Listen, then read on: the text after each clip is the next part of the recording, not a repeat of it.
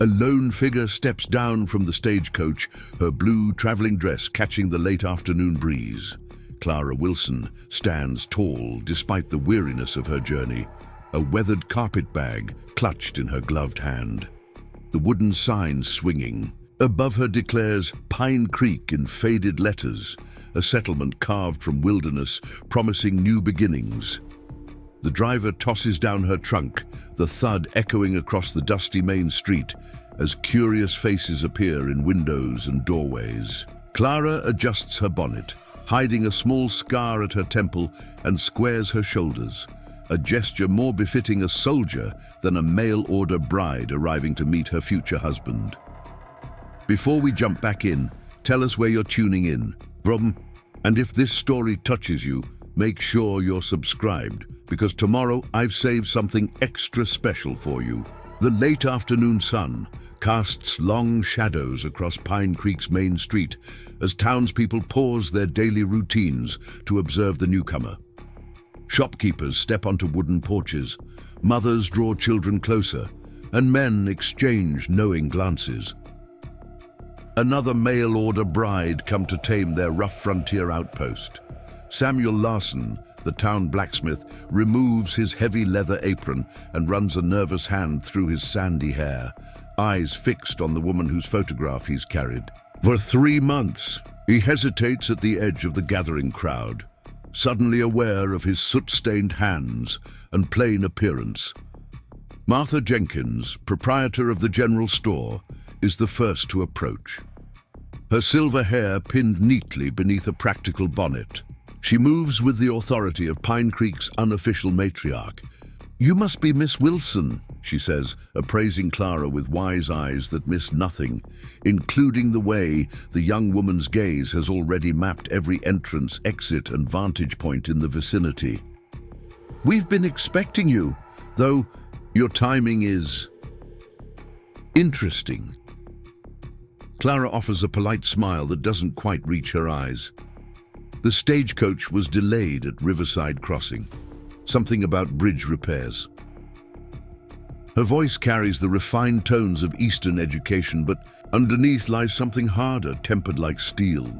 "Well, you're here now," Martha nods, gesturing toward a tall man hovering at the edge of the gathered onlookers. "That's Samuel there, looking like he's forgotten how to put one foot in front of the other." Samuel steps forward, his movements betraying his nervousness despite his imposing frame.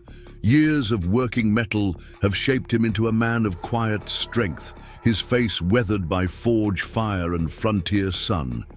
He removes his hat, revealing thinning hair and earnest blue eyes. "Miss Wilson," he manages, extending a calloused hand before thinking better of it and awkwardly returning it to his side. "Welcome to Pine Creek. I hope your journey wasn't too taxing." "It was educational," Clara replies, her gaze softening slightly at his evident discomfort. "I appreciate your sponsorship, Mr. Larson." An uncomfortable silence falls between them, filled with the weight of expectations and the strangeness of their arrangement. A marriage contracted through letters and photographs, a desperate solution for a widowed blacksmith with a growing business, and a woman seeking escape from whatever life she left behind. Sheriff Robert Mitchell breaks the moment, approaching with the slight unsteadiness that has become his trademark since losing his deputy in a failed bank robbery 6 months prior. The silver star on his chest catches the sunlight, polished to a shine that his reputation no longer matches. "Another new arrival," he remarks, eyes narrowing slightly as he studies Clara. "You picked an interesting time to join our community, Miss Wilson. We've had reports of the Holloway gang operating in these parts." Clara's posture shifts imperceptibly, a subtle tensing that only Martha seems to notice. "I wasn't aware Pine Creek had troubles with outlaws. Your letters didn't mention that, Mr. Larson." "Nothing to worry about," Samuel hurries to assure her, throwing an irritated glance at the sheriff. "Just rumors, mostly. The sheriff enjoys his whiskey and dramatic pronouncements equally these days." Mitchell's face darkens. 3 stagecoaches robbed in the last month isn't rumors, Larson. And Blackjack Holloway doesn't leave witnesses. He tips his hat to Clara with exaggerated courtesy. Welcome to our little paradise, Miss Wilson. Mind you don't unpack too thoroughly. Folks who settle here lately tend to end up in pine boxes or running east with whatever they can carry. That's enough, Robert, Martha interrupts firmly. You're frightening the poor girl for no reason. The Holloway gang has never come near Pine Creek and they won't start now. She takes Clara's elbow gently. Come along, dear. I've prepared a room for you at my boarding house until the wedding. Samuel, bring Miss Wilson's trunk, would you? As they walk toward the 2-story building at the end of the street, Clara glances back at the stagecoach driver, who's already preparing to continue his route. The man gives her a barely perceptible nod before climbing back onto his seat. A silent exchange that goes unnoticed by everyone except Dr. Thomas Hayes, who watches thoughtfully from the doorway of his office across the street. Inside Martha's boarding house, the older woman shows Clara to a modest but clean room on the 2nd floor, its window overlooking the main street and providing clear views of both the bank and sheriff's office. It's not fancy, Martha apologizes, but it's the best room in the house. Dinner's at 6 sharp. Most of the town council will be there. They like to inspect new arrivals. She pauses, studying Clara with shrewd eyes. You're not what I expected. Oh? Clara sets her carpetbag on the bed, removing her gloves with deliberate care. And what did you expect, Mrs. Jenkins? Martha, please. The older woman sits in the room's single chair, making it clear she intends to satisfy her curiosity. Most mail-order brides arrive teary-eyed or terrified. Some come desperate, some naive. You, Miss Wilson, arrive assessing the town like a general surveying a battlefield. Clara's hands still momentarily before she continues unpacking with methodical precision. I found life goes more smoothly when one is prepared. Prepared for what, I wonder?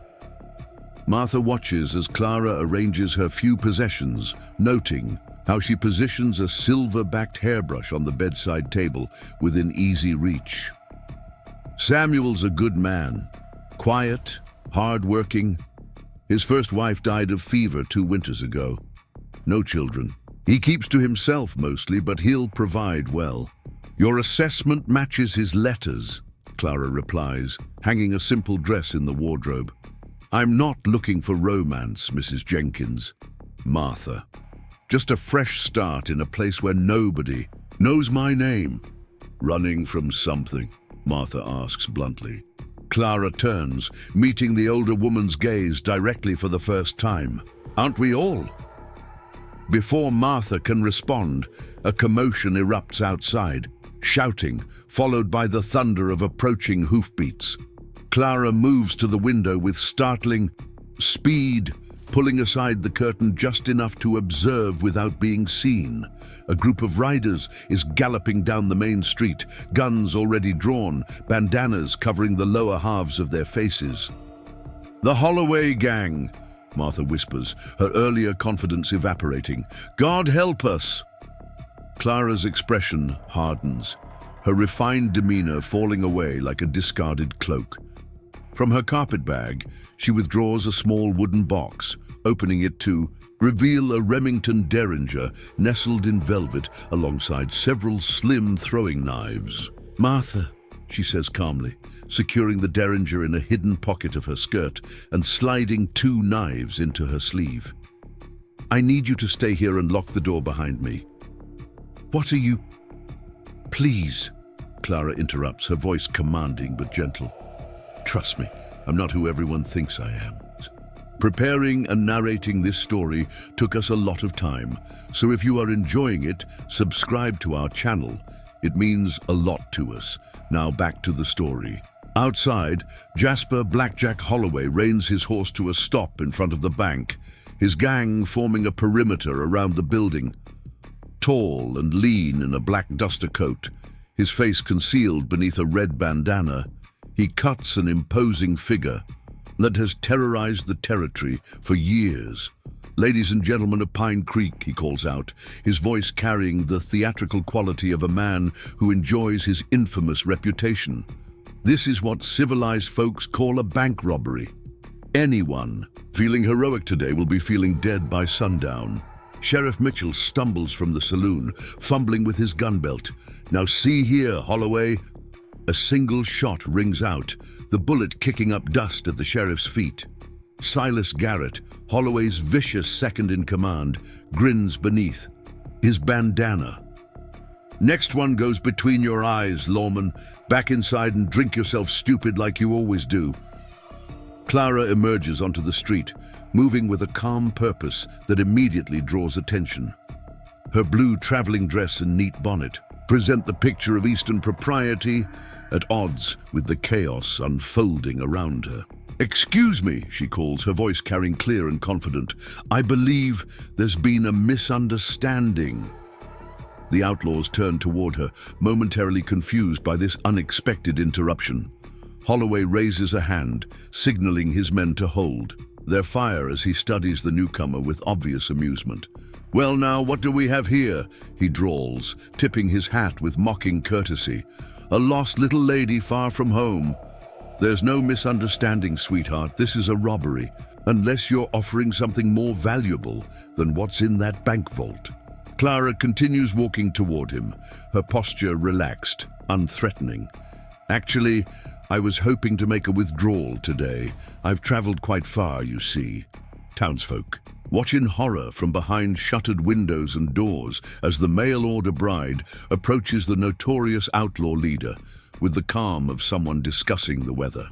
Samuel steps into the street, his face pale with fear. "Clara, get back inside," he shouts. "Listen to your man, little lady." Holloway laughs. "Hate to spoil such a pretty dress with bullet holes." Clara stops, maintaining a careful distance. "Before you continue with your business, perhaps I should introduce myself properly." With a fluid motion, belying years of practice, she reaches into her sleeve and flicks her wrist. A slim throwing knife embeds itself in Holloway's saddle horn, mere inches from his hand. "My name isn't actually Clara Wilson." Holloway stares at the knife, his amusement turning to wariness. "Who the hell are you?" "My real name is Rose Thornton," she announces, loud enough for everyone to hear. "Former Pinkerton detective. You've been a difficult man to find, Mr. Holloway. Or should I call you Jonathan Blackwood? That is your real name, isn't it?" A heavy silence falls over the street. Holloway's men exchange uncertain glances, their hands tightening on their weapons. Silas Garrett spits through his bandana. "She's bluffing, Jack. Let me put a bullet in her. The Pinkertons disbanded their female operatives 3 years ago," Holloway says, studying Clara with newfound intensity. "Officially, yes," Clara agrees, slowly circling to draw attention away from the townspeople. "Unofficially, some of us continued working. Special cases, like tracking down the man who robbed the Eastern Continental Railroad and murdered 3 guards, including my brother." Holloway's eyes narrow. "If you're who you say you are, you're a long way from any backup, Lady Pinkerton." Clara smiles, the expression cold and certain. "Who says I need backup?" In one swift movement, she reaches into her skirt pocket and produces the derringer, firing twice in rapid succession.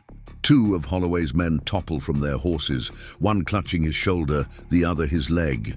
Wounds designed to incapacitate, not kill.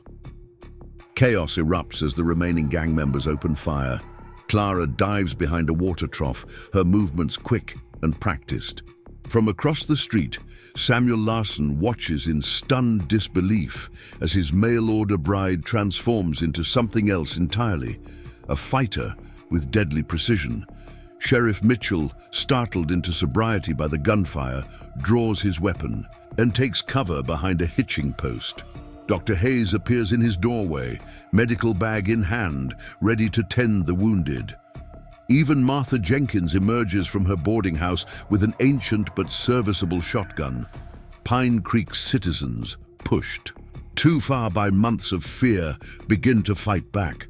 Holloway roars in fury, spurring his horse toward the bank. "Garrett, Wilson, get the dynamite. We're blowing the vault and getting out of here." Clara, Rose, sees his intention and breaks cover, rolling beneath the boardwalk and emerging on the other side. She collides with Ezra Pike, the youngest of Holloway's gang, knocking him from his horse. They grapple in the dust, Pike's superior strength nearly overwhelming her until she drives her knee upward with brutal efficiency. As he doubles over, she strips him of his revolver and pistol whips him into unconsciousness. Now, properly armed, she takes aim at Holloway as he dismounts at the bank entrance. Her shot catches him in the arm, spinning him around with a howl of pain and rage. "You're dead, Pinkerton," he screams, returning fire. Bullets splinter the wood around her as she takes cover behind a rain barrel. Samuel, seeing Clara pinned down, makes a decision.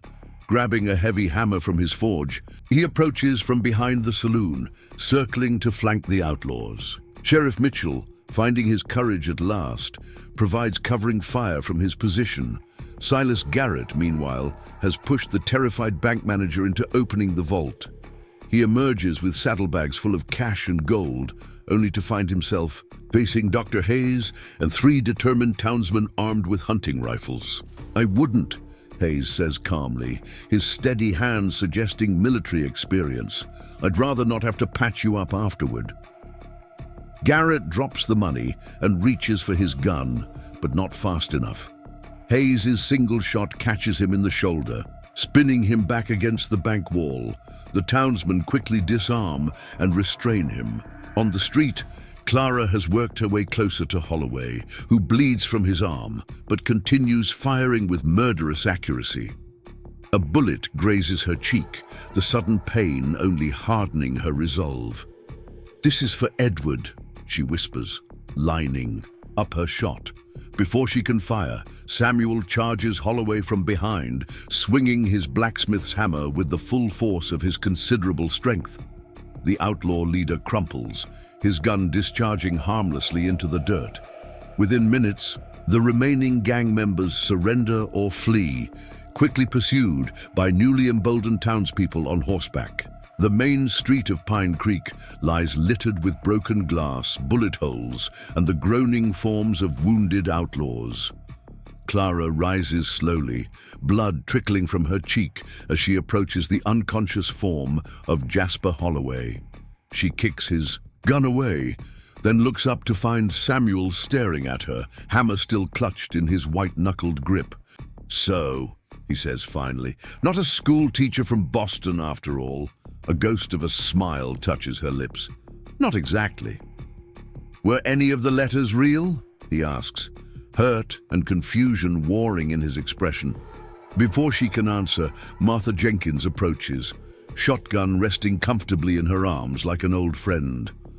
"Well," the older woman says dryly, "this is certainly the most exciting mail-order bride we've ever had in Pine Creek, though I suspect mail order wasn't quite accurate either."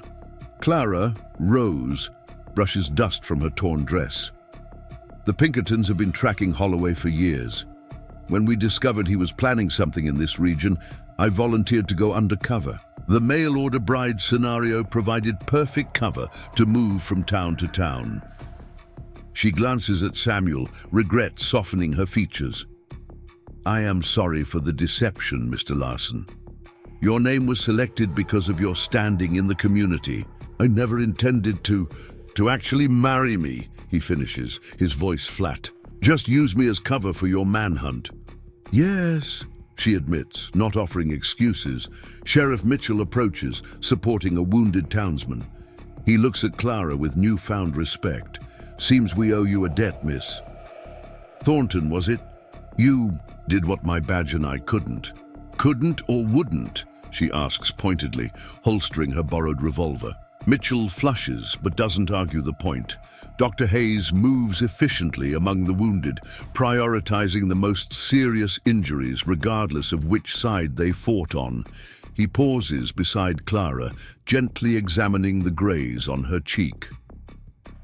"This will need cleaning," he observes, "and I suspect there's quite a story behind it." His eyes reflect not judgment, but professional curiosity.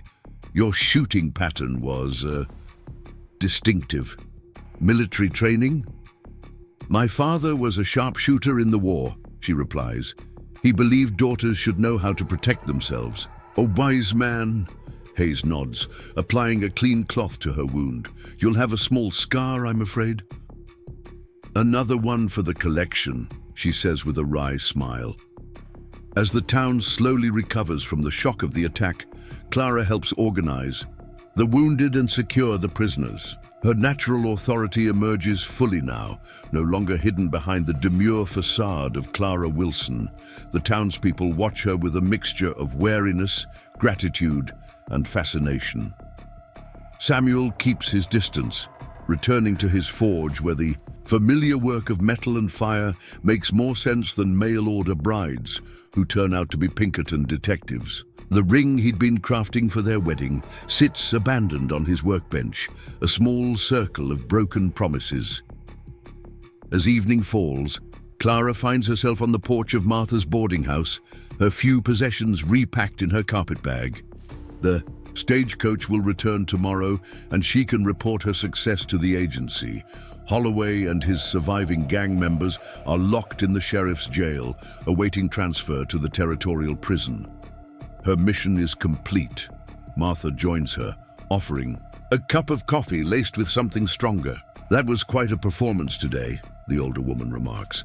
Though I suspect performance isn't the right word. That was the real you we saw. Clara accepts the cup gratefully. Parts of me. There are many versions of ourselves we create. To survive. And which version will board that stagecoach tomorrow? Martha asks. Rose Thornton, Pinkerton detective, or someone new? I don't know, Clara admits, watching as lamps are lit across Pine Creek, the town returning to life despite the day's violence. The agency will have another assignment, another name, another story. Sounds lonely. Clara doesn't deny it. It's the life I chose after Edward died. Each outlaw court brings some measure of, not peace exactly, purpose, perhaps. They sit in companionable silence as darkness settles over the town. From his forge, the rhythmic sound of Samuel's hammer striking metal carries through the evening air, working late as he always does when troubled. He's a good man, Martha says, following Clara's gaze. Feels things deeply, doesn't show it much. I know. His letters were genuine, in another life. She leaves the thought unfinished. Lives can change, Martha observes, even reinvent themselves. I wasn't always a shopkeeper in a frontier town, you know. Clara raises an eyebrow. Oh, let's just say I understand something about creating new identities and leaving the past behind. Martha stands, collecting their empty cups. The stagecoach doesn't leave until noon. Perhaps you might have a conversation with Samuel before then. Clear the air. I doubt he wants to see me, Clara replies. Maybe not, but endings matter, Miss Thornton. Proper goodbyes make for easier new beginnings, for everyone. After Martha returns inside, Clara remains on the porch, contemplating the quiet town that she helped save, a place that could have been home in that other life she sometimes allows herself to imagine. A life without gunfire and false names, and the constant looking over her shoulder. From the shadows beside the boarding house, Dr. Hayes emerges, medical bag in hand. Making house calls, Doctor? She asks. Of a sort. He joins her on the porch steps. I thought you might like to know. The men you shot will recover. Clean wounds, minimal damage, impressive shooting for someone trying not to kill. Killing rarely answers the important questions, she responds. Hayes studies her with professional interest. Your actions today saved lives, not just from the immediate threat, but from the fear that's been paralyzing this town for months. People will sleep easier, knowing the Holloway gang is finished. There will be other gangs, other threats. Yes, he agrees. But next time, Pine Creek will remember how to fight back. He hesitates, choosing his next words carefully. Every town needs people who understand both violence and healing, Miss Thornton. People who can protect others and help them protect themselves. She smiles faintly. Are you offering me a job, Doctor? More of an observation. Pine Creek is growing. The railroad brings new opportunities, new threats. Sheriff Mitchell means well, but... He shrugs eloquently. The town council has been discussing the need for a more permanent solution to our security concerns. I'm not a lawman, Dr. Hayes. Perhaps not officially, he concedes, rising to leave. But I recognize fellow field surgeons when I see them. People who make difficult decisions in impossible situations to save others. Your wounds tell their own story. He gestures to the scar at her temple. Should you decide that chasing outlaws across the territory no longer satisfies, Pine Creek might offer an alternative, something more stationary. I'll consider it, she says, knowing she probably won't. The stagecoach will come, and Rose Thornton will disappear as surely as Clara Wilson never truly existed. After Hayes departs, Clara sits alone with her thoughts until the moon rises high over Pine Creek. Finally, decision made, she walks to Samuel's forge. Light still spills from beneath the door, along with the occasional ring of hammer on metal. She knocks softly, prepared for rejection. After a long pause, the door opens. Samuel stands before her, shirt sleeves rolled up, face smudged with soot and what might be tear tracks. Miss Thornton, he acknowledges stiffly. Mr. Larson, she returns. May I come in? He steps aside wordlessly. The forge glows orange, in the dim interior, casting everything in warm light that cannot quite reach the cold distance between them. On his workbench sits a delicate ring, recently polished. I came to apologize, she begins. No need, he interrupts. You were doing your job. Catching Holloway was more important than sparing a blacksmith's feelings. That's not entirely true. She meets his gaze directly. The letters, my letters, contained more truth than falsehood. Clara Wilson was created for a mission, yes, but she wasn't entirely fictional. Samuel's expression remains guarded. Which parts were real? The loneliness, the desire for somewhere to belong, the admiration for a man whose words showed kindness and integrity. She gestures to the ring. I would have tried to be a good wife had circumstances been different. And now I board a stagecoach tomorrow and become someone else. That's the nature of my work. Does it have to be? The simple question catches her off guard. Samuel turns away, returning to his workbench, where he carefully sets the ring in a small wooden box. The Rose Thornton who shot 3 men without, killing them, who risked her life for strangers, who fights for justice, that woman could find a place here, he says quietly, not as a mail-order bride, not as my wife, but as herself. Clara feels something shift inside her. A possibility never before considered. You would want that after my deception? Samuel faces her again, his expression softened by the forge light. I fell in love with letters, Miss Thornton, words that showed me a woman of intelligence, courage, and unexpected humor. Today I saw that woman in action, even if her name wasn't what I thought. He shrugs his broad shoulders. Names change. People rarely do at their core. Pine Creek needs a sheriff who doesn't drink away his courage, she says slowly, testing the idea. Dr. Hayes suggested something similar. Hayes is the smartest man in town, Samuel nods, and the council would approve the appointment tomorrow if you stayed to accept it.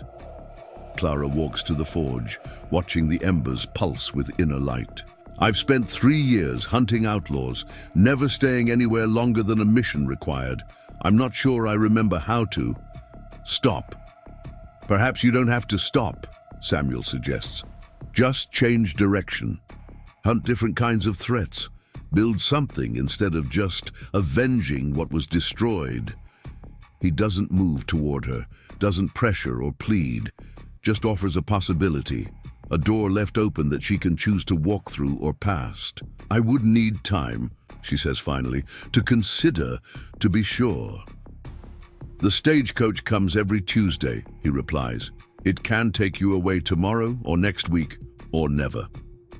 With gentle hands that shape metal daily, he lifts the wooden box containing the ring and offers it to her. A reminder that some promises, even those built on false premises, can find truth eventually. Clara accepts the box but doesn't open it. "I can't promise." "I'm not asking for promises," he interrupts. "Just possibilities." As he walks her to the door, their hands brush briefly, the first genuine touch between them. Samuel pauses, his expression serious but hopeful.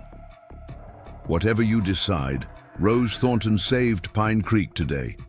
That truth remains, regardless of tomorrow's choice." Clara returns to the boarding house under a sky brilliant with stars, the kind of stars only visible in places far from crowded cities and the shadows of her past. The wooden box weighs in her pocket, not with expectation, but with potential. A small, perfect circle that represents not marriage now, but the possibility of belonging somewhere as someone real. Tomorrow, the stagecoach will arrive. Rose Thornton, Pinkerton detective, will make her report on the capture of the Holloway gang. And then she will decide which name to keep, which life to build, and whether the woman who arrived as one person and revealed herself as another might find a third option, becoming at last entirely herself. Morning spreads across Pine Creek, golden light touching weathered buildings and new bullet holes with equal indifference. Rose Thornton stands at her boarding house window, watching as the town stirs to life with renewed purpose after yesterday's confrontation. Overnight, the citizens have transformed their fear into action, boarding up shattered windows, sweeping broken glass from wooden sidewalks, and gathering in determined groups to discuss increased security measures. The stagecoach won't arrive until noon, leaving her precious hours to decide her next steps. A knock at her door breaks her reverie. Martha Jenkins enters without waiting for a response, carrying a tray with coffee and fresh biscuits, her practical nature reasserted after yesterday's revelations. "Town council's meeting at the church in an hour," Martha announces, setting down the tray. "They've asked you to attend. Seems you've made quite an impression." Rose accepts the coffee gratefully, suddenly aware of the exhaustion seeping through her bones. 3 years of constant vigilance, of sleeping with one eye open, of becoming and unbecoming people with each new assignment. The weight of it all presses down unexpectedly. "I'll be there," she replies, breathing in the rich aroma. "Though I'm not sure what they expect me to contribute." Martha arranges her skirts as she settles into the room's single chair. "Oh, I suspect they have something specific in mind. Sheriff Mitchell turned in his badge last night, left it on Henry Collins' doorstep with a note saying Pine Creek deserves better." "He's running," Rose observes without judgment. "Walking away," Martha corrects. "There's a difference. Some men know their limitations. Mitchell was a fine sheriff when all he needed was to break up saloon fights and track down stray cattle. Outlaw gangs are beyond his capabilities, and he's wise enough to recognize it." Rose raises an eyebrow. "And the council thinks I'm the solution, a woman with no legal authority and a false identity?" "The council," Martha says with the air of someone sharing a delicious secret, thinks Rose Thornton might be exactly what Pine Creek needs.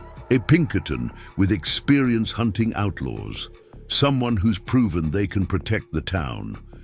She pours cream into her coffee with deliberate precision. "Of course they'd need to confirm your credentials, which don't officially exist," Rose Wood points out. "The agency would deny any connection to me, especially my work these past 3 years."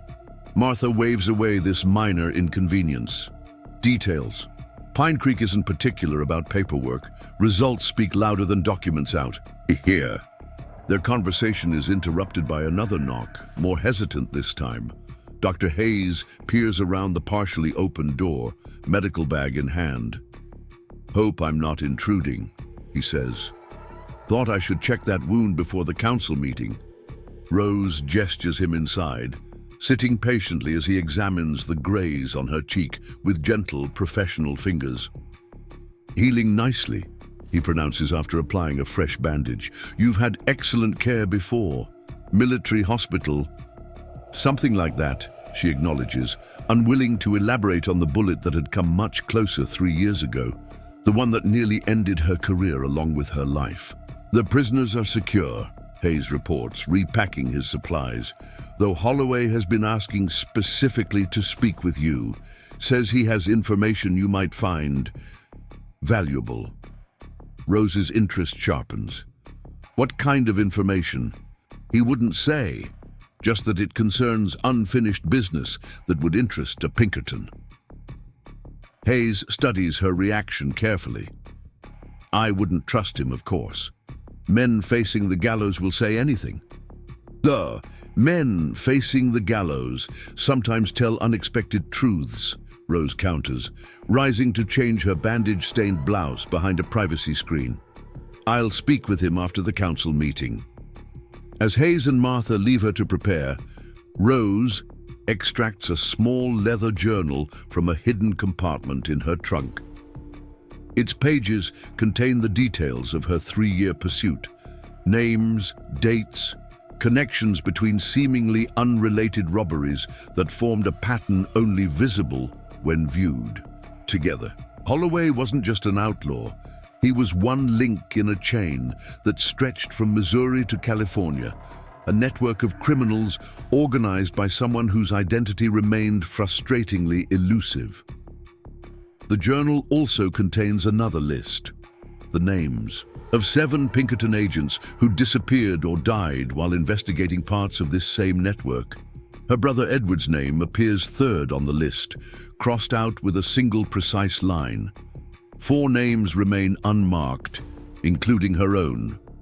Rose Thornton, operating without official sanction since the agency disbanded its female operatives. She tucks the journal into her pocket and heads downstairs, where the town's central street hums with purposeful activity. Abigail Porter, the schoolteacher, supervises a group of children sweeping debris from the boardwalk.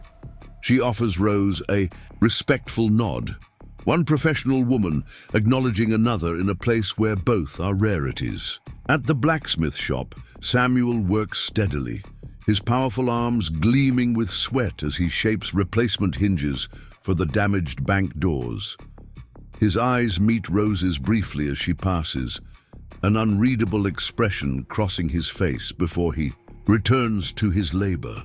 The wooden box containing the ring sits heavily in her pocket, a constant reminder of possibilities she'd never before considered. Pine Creek's whitewashed church stands at the north end of town, its modest steeple rising above surrounding buildings like a sentinel. Inside, the town council has already assembled. Henry Collins from the bank, Thomas Hayes representing medical interests, Martha Jenkins for the merchants, and Abigail Porter speaking for the school board. They fall silent as Rose enters, their expressions ranging from curiosity to open admiration. "Miss Thornton," Henry Collins begins, his banker's formality at odds with his obvious excitement. "Thank you for joining us. Please, be seated." Rose chooses a chair near the door, old habits ensuring she maintains clear sightlines to all exits. "I understand Sheriff Mitchell has resigned," she says, bypassing pleasantries. Collins clears his throat. "Yes, well, recent events have made it clear that Pine Creek requires more robust protection, particularly with the railroad bringing increased prosperity and attention to our community." "And you believe I might provide this protection?" Rose asks directly. "Your actions yesterday speak for themselves," Abigail Porter interjects, her educated Eastern accent similar to Rose's own. "You single-handedly neutralized a threat that's been terrorizing the entire territory for months." Not single-handedly, Rose corrects. The town fought back. I merely provided the spark. A critical spark, Dr. Hayes points out, and one that revealed considerable experience in such matters. Henry Collins leans forward, fingers steepled beneath his chin. Miss Thornton, we would like to offer you the position of town sheriff.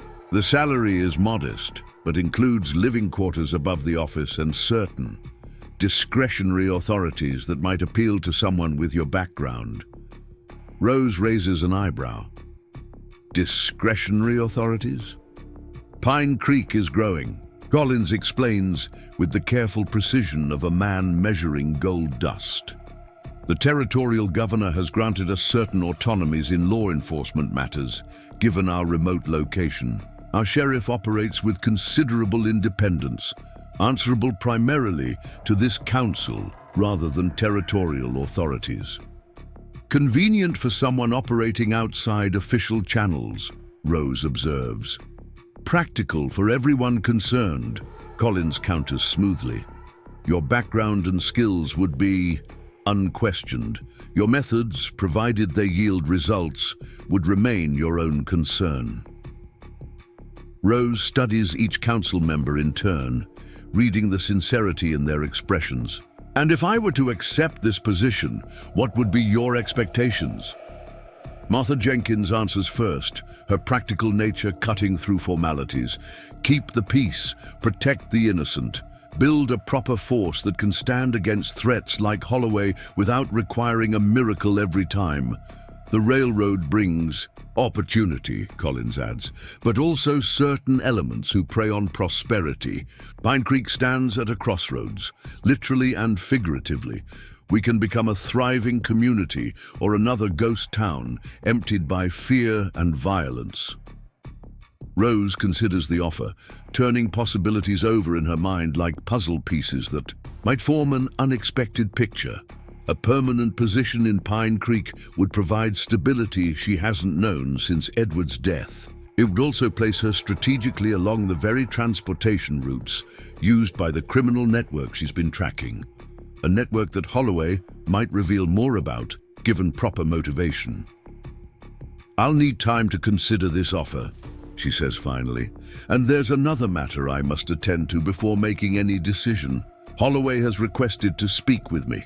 Collins frowns. Be careful. That man is dangerous even in chains. I'm counting on it, Rose replies, rising to leave. I'll provide my answer before the stagecoach departs.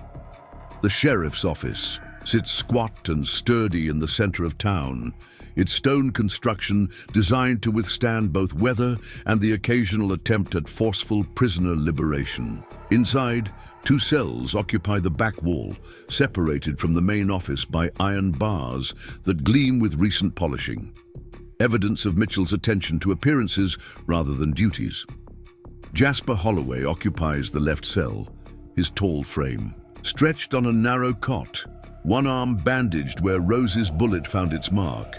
He looks smaller somehow, stripped of his black duster and dramatic entrance, just a man whose choices have led him to an iron cage. His remaining men fill the adjacent cell, their sullen expressions brightening with interest as Rose enters. Well, well, Holloway drawls, sitting up with a wince. The Lady Pinkerton herself, come to gloat before they stretch my neck. Rose pulls the sheriff's chair to a position several feet from the cell bars, maintaining a safe distance while ensuring their conversation remains private. I understand you have information to share, she says, her tone professional, betraying nothing of her personal interest. Holloway studies her with shrewd eyes that miss nothing. Heard they offered you Mitchell's badge.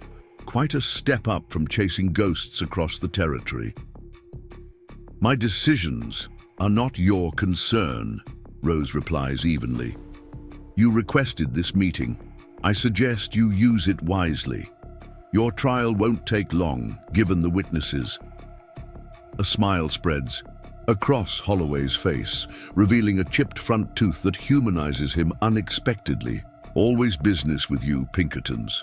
Your brother was the same way, determined, professional, right up until the end. The casual mention of Edward sends ice through Rose's veins, though her expression remains unchanged. You knew my brother? Knew him? I watched him die. Holloway leans forward, hands dangling between his knees. But I didn't kill him, Miss Thornton. I was there under orders. Same as him, just different employers. You're a common outlaw, Rose counters, though uncertainty edges into her voice. My brother was investigating the Eastern Continental Railroad robberies, and he found more than anyone bargained for. Holloway's voice drops lower, forcing Rose to lean slightly closer. Your brother discovered what I've known for years. The robberies weren't random. They were orchestrated by someone with connections that reach into governors' mansions and territorial courts. He taps his temple meaningfully, someone who makes sure troublesome Pinkertons disappear when they get too close. Rose withdraws her journal, flipping to the list of names. 7 agents in 3 years. Holloway nods. Add Mitchell's predecessor to that list. Sheriff Donovan didn't drink himself to death like folks claim. He found something in a shipment passing through, something that signed his death warrant. You expect me to believe you're somehow innocent in all this? Rose asks skeptically. Innocent? No. Holloway laughs without humor. I've robbed and killed and deserved the noose 10 times over. But your brother's death? The other Pinkertons? That wasn't me. I'm just another pawn, one who stayed useful enough to keep breathing. Until now, Rose observes. Until now, he agrees. My usefulness ended when I let myself get captured. The man who employs me doesn't tolerate failure. Rose leans back, processing this unexpected information against her own investigations. You're suggesting someone orchestrated the railroad robberies.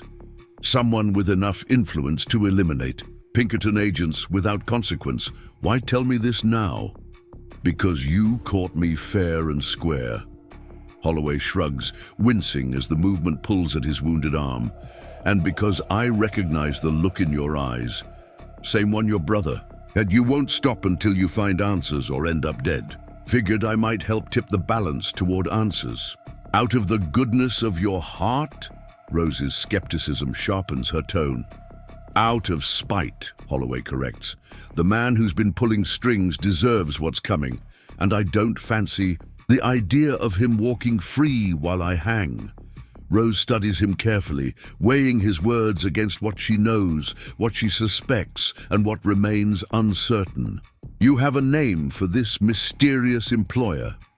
Holloway leans back, satisfaction evident in his expression. Better than a name. I have proof. Documents your brother found that I took from his body after... He hesitates. After the others. Finished with him. Insurance policy, you might say. Hidden where only I can find it. Convenient, Rose remarks dryly. Necessary, Holloway counters. Those papers are the only reason I'm still alive. My employer suspects I have them but doesn't know where. If I'm executed, they'll never be found, and whatever game he's playing continues unchecked. What exactly are you proposing? A deal! Holloway's eyes gleam with desperate calculation. The territorial governor has authority to commute my sentence for cooperation with ongoing investigations. You get me that commutation, I give you the papers and everything I know about the man who ordered your brother's death.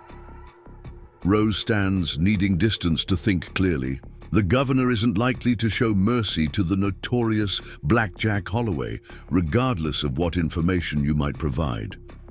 He will if the request comes from a Pinkerton working an official case. Holloway's smile returns, sharper now, or someone wearing a badge who knows which strings to pull. Understanding dawns. You orchestrated your capture here, in Pine Creek specifically. Let's just say I made sure certain information reached the right ears. Pine Creek's sheriff, position needs filling, and who better than a vengeance-seeking Pinkerton whose brother's case remains unsolved? Holloway spreads his hands. You need answers. I need to keep breathing. Seems we might help each other. Even if I believed you, Rose says carefully, any deal would require verification of these supposed documents. Fair enough. There's an oak tree 3 miles north of town, lightning struck with a hollow in the trunk. You'll find a tin box wrapped in oilcloth. Inside is a letter, just 1 page that mentions names, dates, and a meeting location. Enough to prove I'm not lying. Not enough to give away my full leverage. Rose considers this, her mind working through implications and possibilities. A sheriff's badge would give her authority she currently lacks, official standing to pursue this investigation without constantly looking over her shoulder. Pine Creek's location along the railroad makes it an ideal observation point, and if Holloway's information proves genuine, I'll check the tree, she decides. If your information has merit, we can discuss potential arrangements. I make no promises beyond that. Holloway nods, seemingly satisfied. One more thing, Miss Thornton. Whatever you decide, watch your back. If I found you, others can too. My employer has eyes everywhere, including places you might not expect. As Rose leaves the sheriff's office, the morning sun has climbed higher, casting shorter shadows across Pine Creek's main street. The stagecoach is due in 3 hours, enough time to verify Holloway's claim and make her decision. Samuel intercepts her outside the general store, his expression troubled. Martha mentioned the council's offer, he says without preamble. Also that you're speaking with Holloway. Word travels quickly, Rose observes, not breaking stride as she collects supplies for a short ride. Small towns, Samuel falls into step beside her. You're considering staying, then? I'm considering all options, she corrects, selecting a canteen from Martha's shelf and adding it to her growing pile. Holloway has information that may connect to other cases I've been pursuing. Samuel runs a hand through his sandy hair, frustration evident in the gesture. So you'd accept the badge not to protect Pine Creek, but to continue your vendetta? Rose pauses, turning to face him fully. It's not a vendetta. It's justice. 7 agents dead, including my brother. Someone orchestrated those killings and remains free. Possibly someone with enough influence to reach into Pine Creek itself. And if pursuing this justice puts Pine Creek in the crossfire, Samuel challenges, these people have suffered enough. They're offering you a badge because they believe you'll protect them, not use them as bait for bigger fish. His words strike harder than expected, forcing Rose to confront motivations she's left unexamined. Has she been chasing justice or merely revenge? Would accepting the sheriff's position under such circumstances be another form of deception, using these people who've begun to trust her? I need to verify something before I can answer that, she says finally. Once I have, my intentions will be clear. To the council and to you. Samuel studies her face, searching for something beyond her carefully constructed mask. The woman I exchanged letters with for 3 months seemed to want something beyond endless hunting. Was that completely fabricated as well? Rose feels the wooden box in her pocket, a tangible reminder of possibilities beyond the next case, the next disguise, the next town. Not completely, she admits softly. This small concession seems to satisfy Samuel. He nods once, decision made. Take my horse. He's faster than anything in the livery stable. I'll have him saddled and waiting in 10 minutes. Thank you, Rose says, meaning it. Don't thank me yet, he replies, already turning toward his forge. Just come back with answers worth the trouble. True to his word, Samuel has his chestnut gelding prepared when Rose emerges from the general store with supplies for a short journey. The powerful horse stands 17 hands high, a magnificent animal that showcases its owner's skill in care and training. His name is Copper, Samuel explains, handing her the reins. Responds better to a firm hand than a soft word, but he'll run all day if needed. Rose mounts with practiced ease, settling into the saddle and gathering the reins. From this vantage point, she can see Pine Creek spread before her. The church spire, the newly repaired bank windows, children playing in front of the schoolhouse under Abigail Porter's watchful eye. A place that could become home, if she allowed it. "I'll return before the stagecoach arrives," she promises. Samuel nods, stepping back, one way or another. The ride north takes Rose through rolling hills dotted with pine forest that gives the town its name. Copper moves with powerful strides, eating up distance with an efficiency that speaks to both breeding and training. The solitude gives her time to think, to weigh possibilities against responsibilities, to consider what remaining in Pine Creek might mean beyond just a strategic position. For 3 years, she's defined herself solely through her mission, finding Edward's killers and bringing them to justice. The endless pursuit has left little room for other considerations. Home, community, connection. The wooden box in her pocket represents something she's denied herself for so long that its possibility feels almost frightening. The lightning-struck oak stands alone on a small rise, its split trunk instantly recognizable against the blue sky. Rose approaches cautiously, scanning the surrounding area for any sign of ambush or surveillance. Finding nothing suspicious, she dismounts and examines the damaged tree, locating the hollow holloway described halfway up the main trunk. Inside, wrapped in oilcloth just as promised, sits a small tin box. Rose retrieves it with careful hands, opening it to find a single sheet of expensive stationery, its watermark identifying it as the type used for official territorial correspondence. The letter contains just 3 paragraphs, but their contents send a chill through her entire body. The message, dated 2 years earlier, references removing obstacles to the territorial expansion project and specifically mentions Pinkerton interference requiring permanent resolution. It discusses payment for services rendered in the Edward Thornton matter and schedules a meeting to address similar situations arising from ongoing investigations. Most damning of all, the letter bears an official seal and signature Rose recognizes immediately. Judge William Stanford, the territorial circuit judge whose jurisdiction includes Pine Creek and whose reputation for harsh justice is known. Throughout the region, Rose reads the letter 3 times, committing every word to memory before carefully returning it to the tin box. If this single page contains such explosive information, what might the rest of Holloway's insurance policy reveal? The connections, the reach of this conspiracy, could extend far beyond what she'd imagined. The stagecoach will reach Pine Creek within the hour.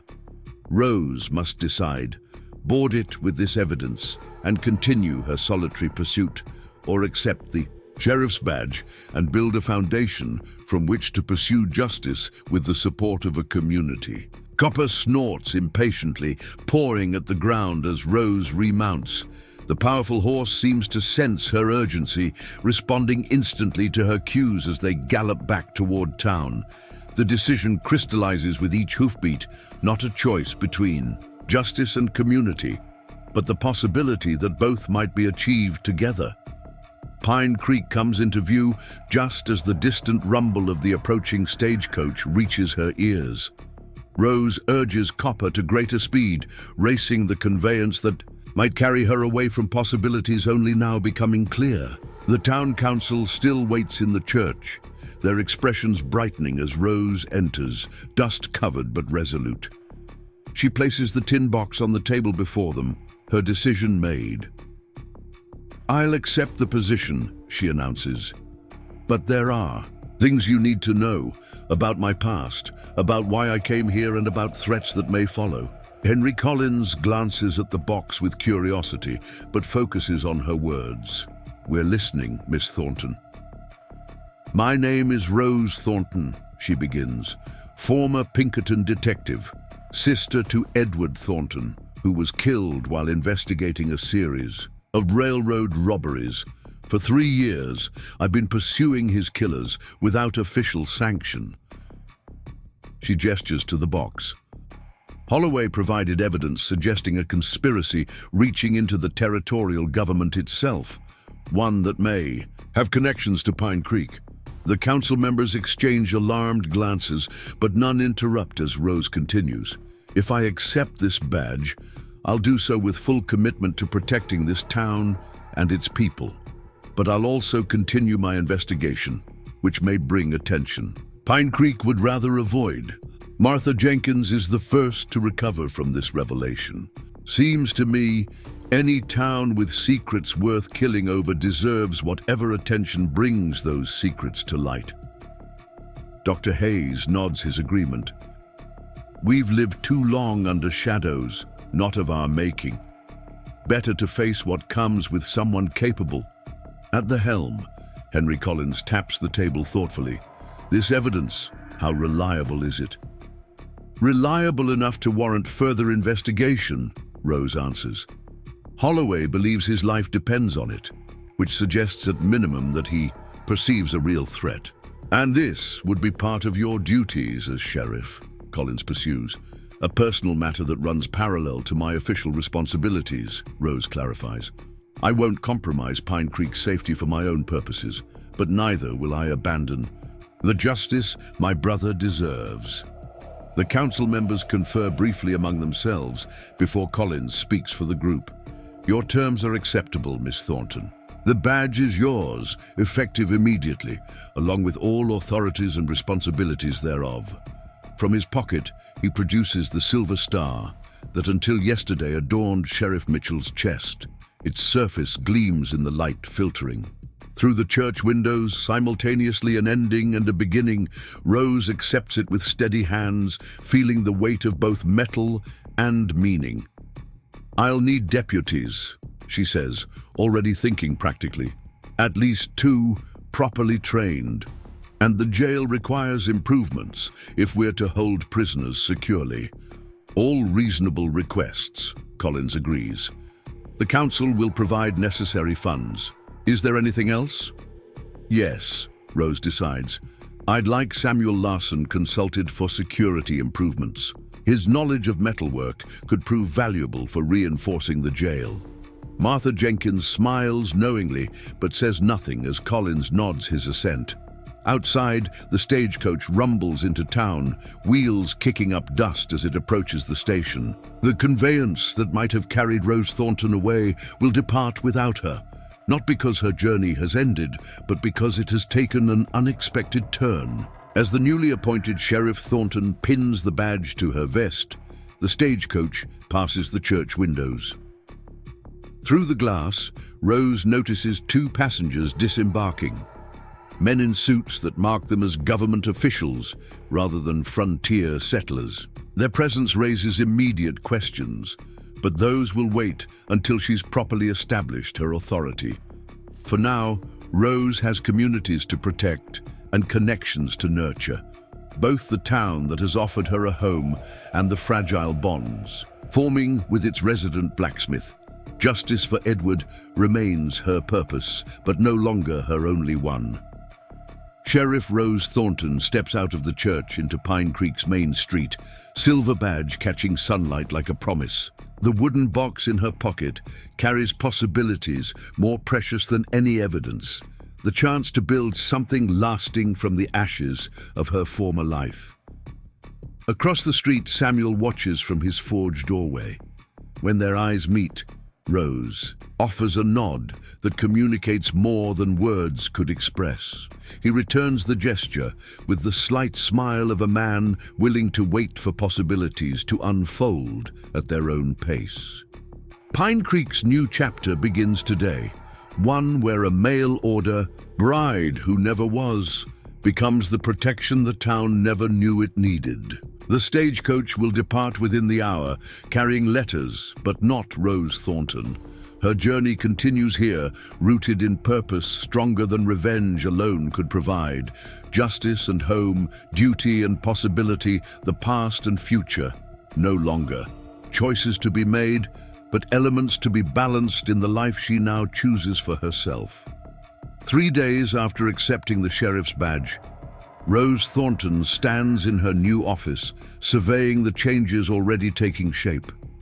The jail's iron bars gleam with fresh reinforcement, Samuel's craftsmanship evident in every weld and hinge. Wanted posters line one wall in meticulous order, each face a potential threat to Pine Creek's hard-won peace. A gun rack holds rifles and shotguns, cleaned and ready for the deputies she's yet to appoint. The desk, solid oak with a single drawer that locks, bears neat stacks of paperwork, territory maps and telegraph correspondence. Home, the concept still feels foreign after years of transient existence, yet the small rooms above the jail have already begun to reflect her presence. A narrow bed with crisp linens, a washstand with proper soap, curtains Martha insisted upon, hanging to keep prying eyes where they belong. Most telling of all, her trunk remains unpacked, her few possessions finding permanent places rather than waiting for the next hasty departure. Holloway and his men departed yesterday, heavily guarded by territorial marshals summoned by council authority. The Outlaws' words before leaving still echo in Rose's thoughts. Remember our arrangement, Sheriff. My testimony for your protection. A dangerous bargain with a man who's built his reputation on deception, yet the evidence in the tin box suggests his claims merit investigation. Judge Stanford's involvement raises disturbing questions about the very system Rose has pledged to uphold. A soft knock interrupts her contemplation. Abigail Porter enters, carrying a basket covered with checked cloth that releases appealing aromas. The children insisted, she explains, setting the basket on Rose's desk. They've been practicing their bread making. This batch is actually edible, which represents significant progress. Rose smiles, appreciating the gesture for what it truly represents: acceptance. Please thank them for me. Between Martha's cooking and now this, I'll need to add extra patrols just to maintain my figure. Abigail returns the smile, but her expression quickly turns serious. There's another matter. 2 men have been asking questions about you. Government men, judging by their suits and manner. They visited the school yesterday, inquiring whether the new sheriff had shown particular interest in any of the children. Rose's posture stiffens, all warmth vanishing from her demeanor. Did they identify themselves? Not officially. One introduced himself as Mr. Smith from the territorial governor's office, but his companion wore a Pinkerton badge partially concealed beneath his jacket. I noticed when he reached for his notebook. What did you tell them? That our new sheriff has been exemplary, that the children adore her, and that Pine Creek doesn't appreciate outsiders questioning our judgment in local appointments. Abigail straightens, her refined bearing masking a backbone of pure steel. I also mentioned that we find it curious that official inquiries would be conducted surreptitiously rather than through proper channels. Rose nods, processing this information with growing concern. The Pinkerton Agency officially dissolved its female operative division 3 years ago, transferring Rose and her colleagues to clerical positions or dismissing them outright. Her continued investigations have operated without sanction. A fact her former employers would likely find troubling, particularly given her pursuit of cases they'd officially closed. Thank you for telling me, Abigail. Have you mentioned this to anyone else? Only to Dr. Hayes, who reported similar visitors. At his office, they seemed particularly interested in your injury and whether you'd indicated any professional history beyond. What was their phrasing? A mail-order bride's typical background. Rose moves to the window, watching Pine Creek's main street with newly cautious eyes. The quiet afternoon reveals nothing suspicious, just ordinary townspeople going about. their business beneath a clear blue sky. Yet experience has taught her that danger often lurks within such peaceful tableaus. "I should warn Samuel," she murmurs, more to herself than to Abigail. "They'll certainly question him next, given our connection." Abigail's eyebrow raises slightly at this reference, but she doesn't pry. "Martha mentioned the council meeting. This afternoon. Will you attend?" "Yes, Henry Collins has requested updates on security improvements. Apparently the railroad company is considering Pine Creek for a regional headquarters, which would bring significant investment. They want assurances that the Holloway incident was an anomaly rather than a recurring threat."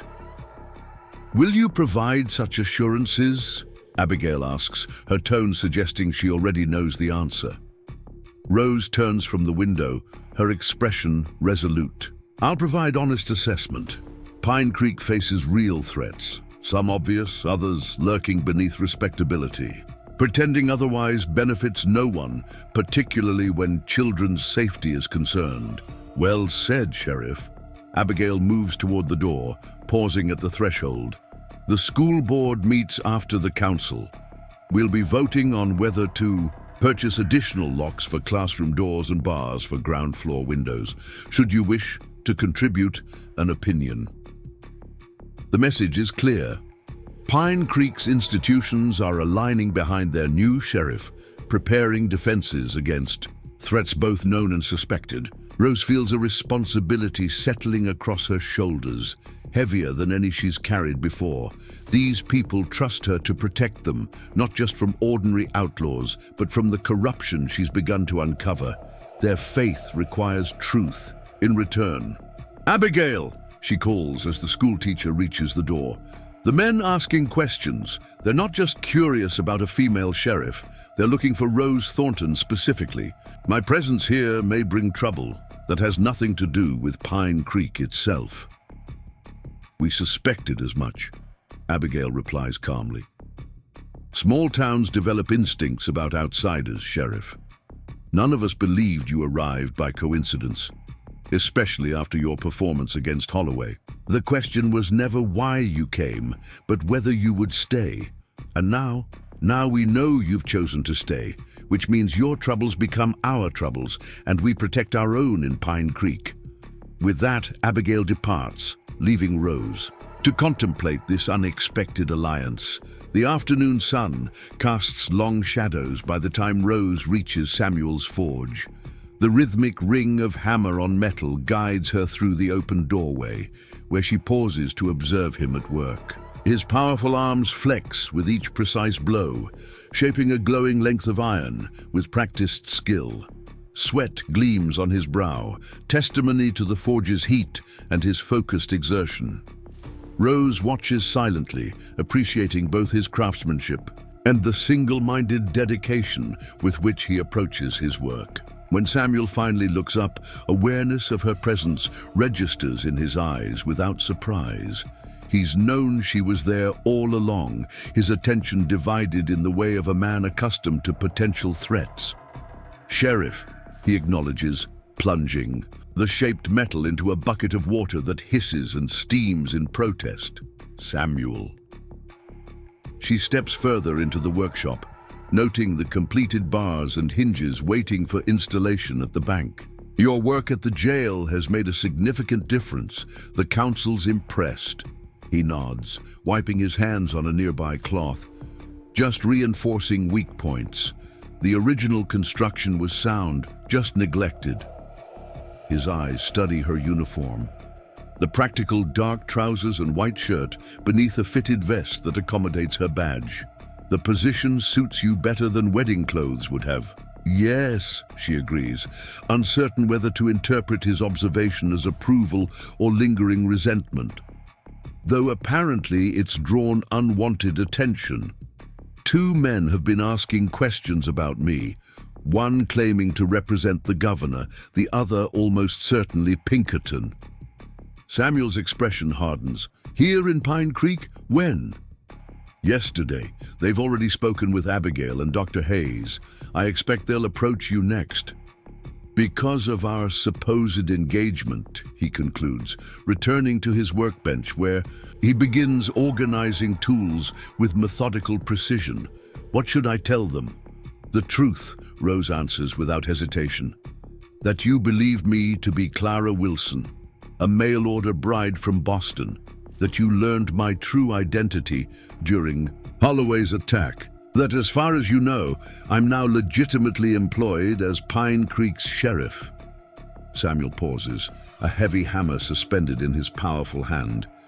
And our current relationship? The question hangs between them, complicated by the wooden box. She still carries in her pocket and the tentative interactions they've shared since her decision to stay. Neither courtship nor mere acquaintance, their connection exists in undefined territory. Professional associates, Rose suggests, though the words taste insufficient on her tongue, with potential for future developments should circumstances allow. A ghost of a smile touches Samuel's face. Future developments. That's a delicate way to phrase it. I'm trying to protect you, Samuel. If these men believe you know more about my unofficial activities, they might what? Threaten a blacksmith in his own forge. He replaces the hammer with deliberate care. I appreciate your concern, Sheriff, but I've handled worse than government men asking inconvenient questions. Rose studies him with new curiosity. Have you? Your letters mention military service, but few details. Some experiences don't translate well to courtship correspondence, he replies, an edge entering his voice. Just as your Pinkerton background apparently didn't. The barb finds its mark, reminding Rose of the deception that initiated their connection. Fair point, she concedes. Though in my defense, I'm hunting dangerous criminals across the territory rarely encourages positive responses in personal advertisements. Unexpectedly, Samuel laughs, a rich sound Rose hasn't heard before. No, I imagine not. He moves closer, his expression softening. These men who are asking questions, are they dangerous to you?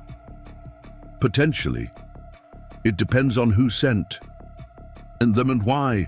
The Pinkerton agency officially terminated my employment 3 years ago when they disbanded the female operative division. My continued investigations have been unsanctioned, meaning illegal, meaning complicated, Rose corrects, particularly given what Holloway revealed about possible corruption within territorial leadership. If Judge Stanford truly ordered my brother's death and the elimination of other agents, these inquiries may represent something more sinister than administrative concern over a former employee. Samuel absorbs this information, his practical nature evident in his response. Then we should determine their intentions before they approach me. Where are they staying?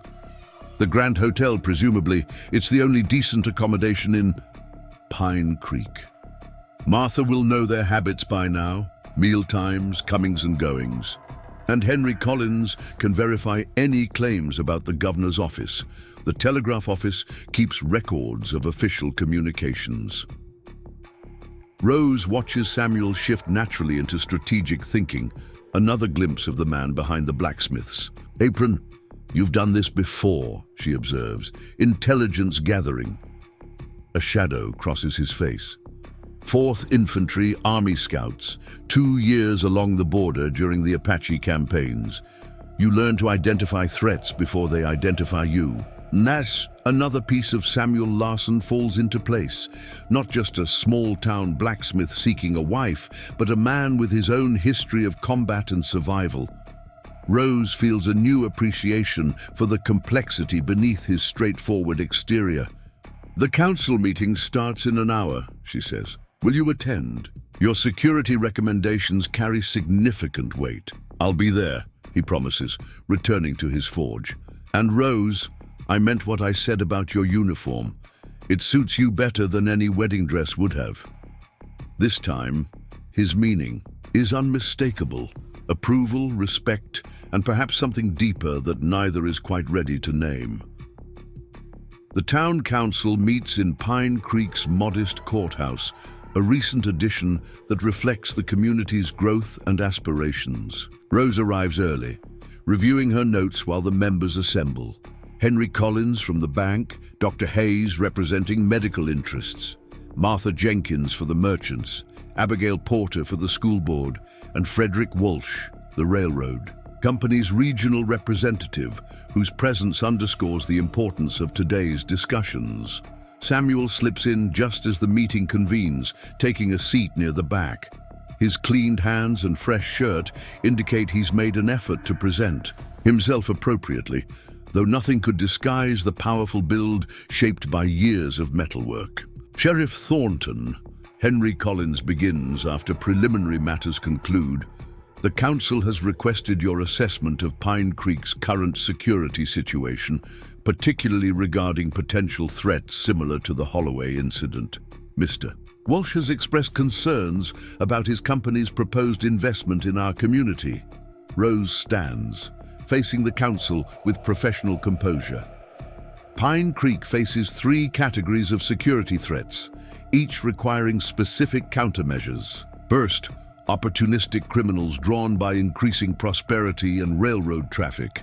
Second, organized gangs like Holloway's who might target bank shipments or payrolls. Third, potential corruption within territorial governance that could compromise legitimate law enforcement efforts. Frederick Walsh shifts uncomfortably at this final point. Corruption is a serious allegation, Sheriff. Do you have evidence supporting such claims? I have credible information suggesting judicial interference in multiple criminal investigations, including the deaths of several Pinkerton agents. This information remains confidential while I verify its accuracy. Henry Collins clears his throat nervously. Perhaps we should focus on more immediate concerns. The railroad headquarters would bring significant employment and economic benefits to Pine Creek. Mr. Walsh needs assurance that his company's investment would be protected. Rose recognizes the political pressure behind Collins' redirection, but refuses to provide false comfort. Mr. Walsh deserves complete information before his company commits resources to Pine Creek. That includes understanding that railroad expansion has attracted both criminal and corrupt official attention throughout the territory. Frederick Walsh studies Rose with new interest, his initial discomfort evolving into something more calculating. You're unusually forthright for a local sheriff, Miss Thornton. Oh, transparency serves everyone's interests, Mr. Walsh. Your company has experienced 7 major robberies along this line in the past 2 years. Each occurred after shipment schedules were filed with territorial offices, suggesting information leaks from official sources. Walsh's expression confirms her assessment. You seem remarkably well informed about our internal matters. I make it my business to understand criminal patterns affecting my jurisdiction. Railroad robberies follow predictable methodologies when orchestrated by the same individuals. Like Holloway, Walsh suggests. Among others, Rose agrees, carefully avoiding details of her suspicions regarding Judge Stanford. My point is simply that Pine Creek's security depends on addressing all threat vectors, including those that might originate from supposedly legitimate channels. Henry Collins attempts again to steer the conversation towards safer territory. Sheriff Thornton has implemented several practical security improvements already, including deputy training programs and enhanced jail facilities. Mr. Larson has provided valuable consultation regarding physical reinforcements for our bank and telegraph office.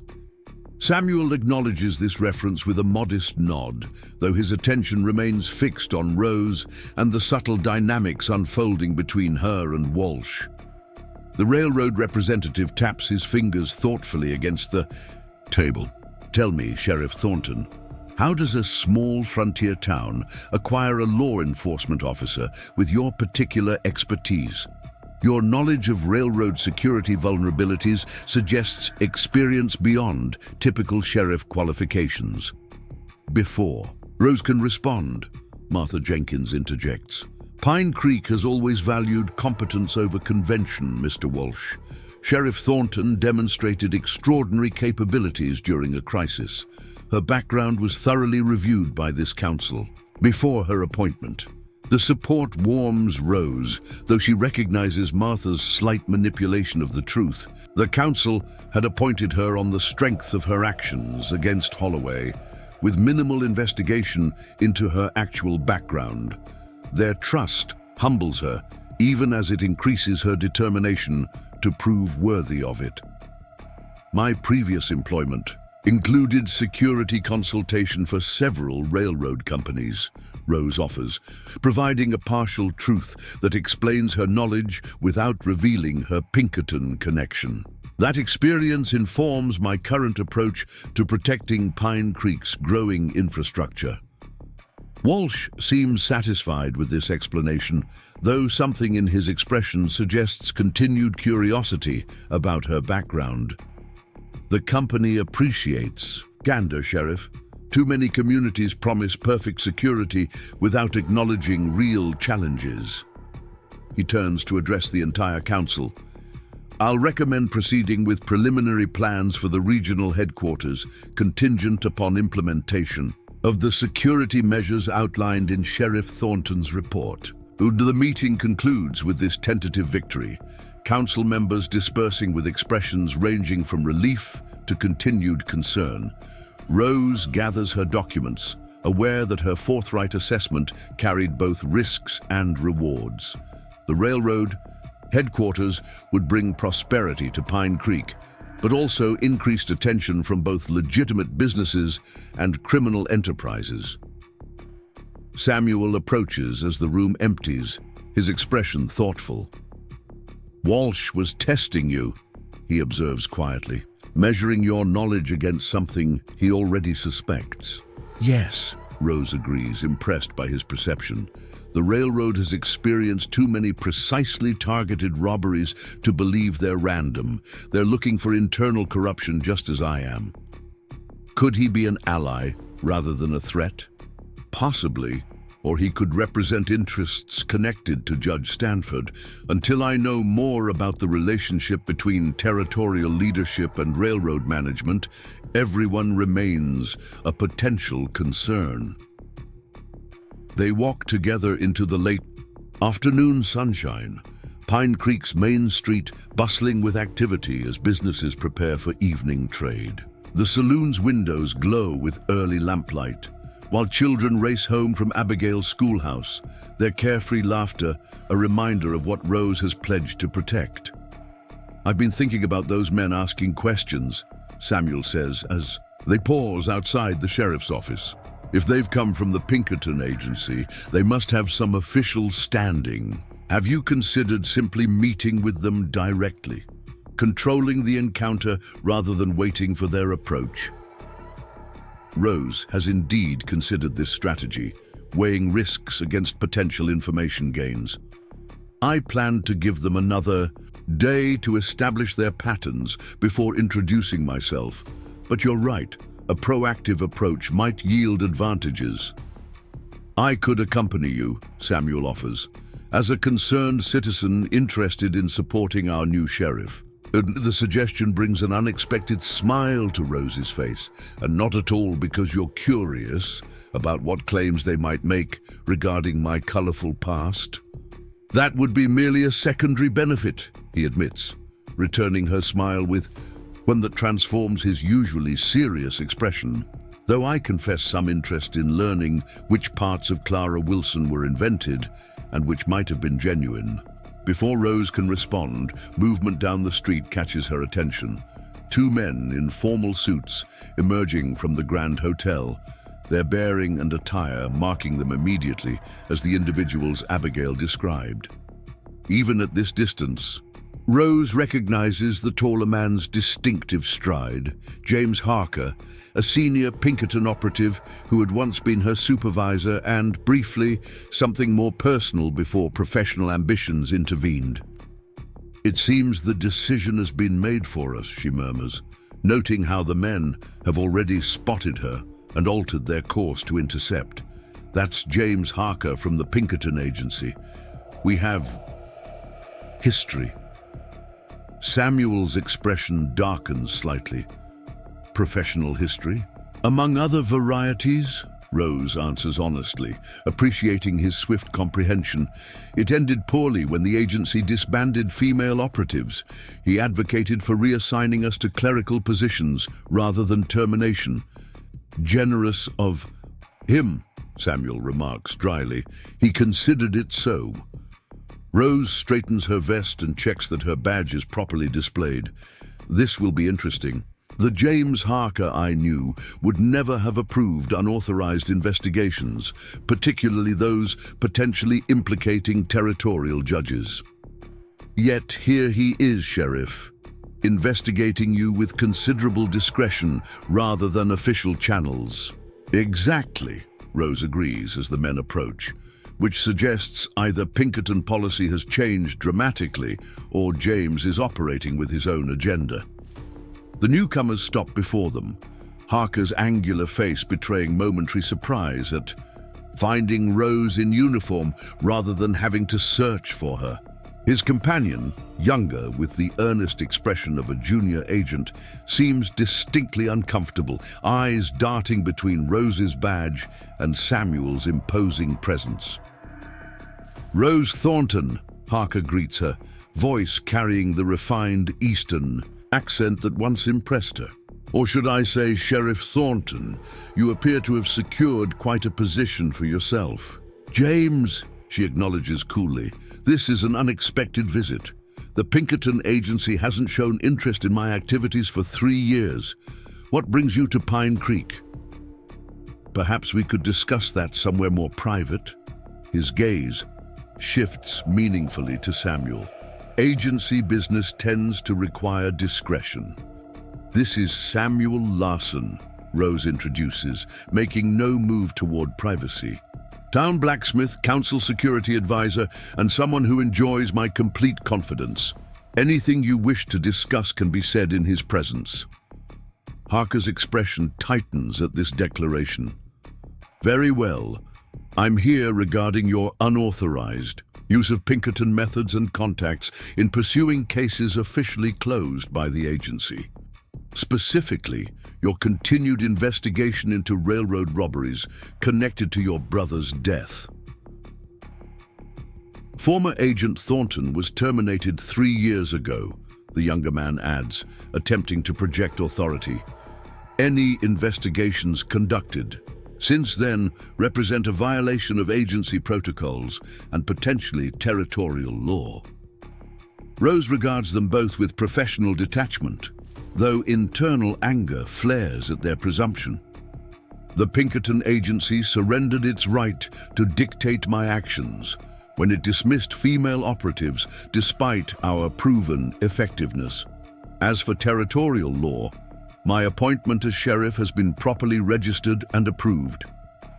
An appointment secured through false representation, Harker counters. Clara Wilson, mail order bride, hardly the transparency expected from law enforcement. Samuel steps forward, his size alone creating an imposing effect. Sheriff Thornton's appointment followed her actions saving this town from Jasper Holloway's gang. The council was fully informed of her background before confirming her position. The younger agent visibly wilts under Samuel's attention, but Harker maintains his composure. This isn't about her current position, Mr. Larson. It's about her unauthorized access to agency information and interference in closed cases, particularly cases involving sensitive political considerations. And there it is, the confirmation Rose has been seeking. Not official Pinkerton business at all, but sensitive political considerations that likely connect directly to Judge Stanford and whoever else might be implicated in the railroad robbery network. Interesting phrasing, James, she observes, maintaining a casual tone while her mind races through implications. Sensitive political considerations rarely featured in official Pinkerton investigations during my tenure. Has the agency expanded? into protecting corrupt officials alongside its traditional work. Harker's expression darkens. You're overstepping, Rose. The agency has authorized me to offer terms, cease your independent investigations, surrender any documentation regarding the Edward Thornton case and related matters, and your pension will be retroactively reinstated. Otherwise, official complaints will be filed with territorial authorities regarding your misrepresentation and potential obstruction of justice. Samuel tenses beside her, but Rose maintains her composure, years of operative training evident in her measured response. Those sound remarkably like threats, James, particularly troubling when directed toward a duly appointed sheriff in her own jurisdiction. They're practical alternatives, Harker insists. Your brother's case was properly investigated and closed. Your continued pursuit has interfered with multiple territorial matters and potentially compromised legitimate judicial proceedings. Judicial proceedings overseen by Judge William Stanford? Rose asks, watching carefully for his reaction. The flicker in Harker's eyes confirms her suspicion before he can mask it. The younger agent shifts nervously, clearly unaware of whatever arrangement exists between Harker and Stanford. I'm not at liberty to discuss specific cases. Harker recovers smoothly. My concern is solely with your unauthorized activities and their potential consequences for the agency's reputation. Rose allows herself a small smile, understanding now exactly what has brought James Harker to Pine Creek. Not official Pinkerton business, but a cleanup operation designed to protect whoever employed Holloway, likely Judge Stanford himself, using Pinkerton connections to eliminate evidence before it becomes public.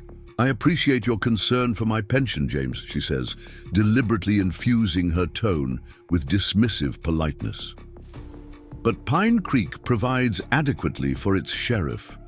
As for documentation, anything I possess is now official evidence in ongoing investigations within my jurisdiction.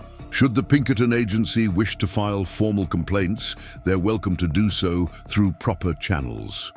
Harker's composure finally cracks, frustration bleeding through his professional veneer. This isn't a game, Rose. You're involving yourself in matters far beyond a small-town sheriff's authority. People have died pursuing these connections. Yes, she agrees, voice hardening. 7 Pinkerton agents, including my brother. Their cases deserve resolution regardless of political sensitivities.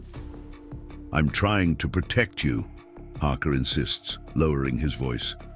Walk away from this, Rose. Some questions are better left unanswered. Samuel watches this exchange with increasing concern, his protective instincts clearly engaged by the veiled threat. Before he can intervene, Rose places a calming hand on his arm. Your warning is noted, James. Now, unless you have an official warrant or formal complaint to file, I suggest you and your colleague enjoy Pine Creek's hospitality briefly before continuing your journey. Our jail cells are quite comfortable should you provide cause to experience them. The dismissal is unmistakable. Harker's expression cycles through anger, frustration, and finally resigned calculation. This conversation isn't finished, Sheriff. Thornton, for your sake, I hope you reconsider before matters escalate beyond anyone's control. As the Pinkerton agents retreat toward the hotel, Samuel turns to Rose with newfound respect mixed with concern. That wasn't just professional rivalry. He's genuinely worried about whatever you're investigating. Yes, Rose agrees, watching Harker's retreating figure with thoughtful intensity, which confirms that Holloway's information about Judge Stanford likely contains significant truth. James wouldn't be here otherwise, especially not with that transparent pension offer. Will they leave as suggested? Temporarily, perhaps, but they'll report to whoever sent them, likely Stanford himself or someone connected to him.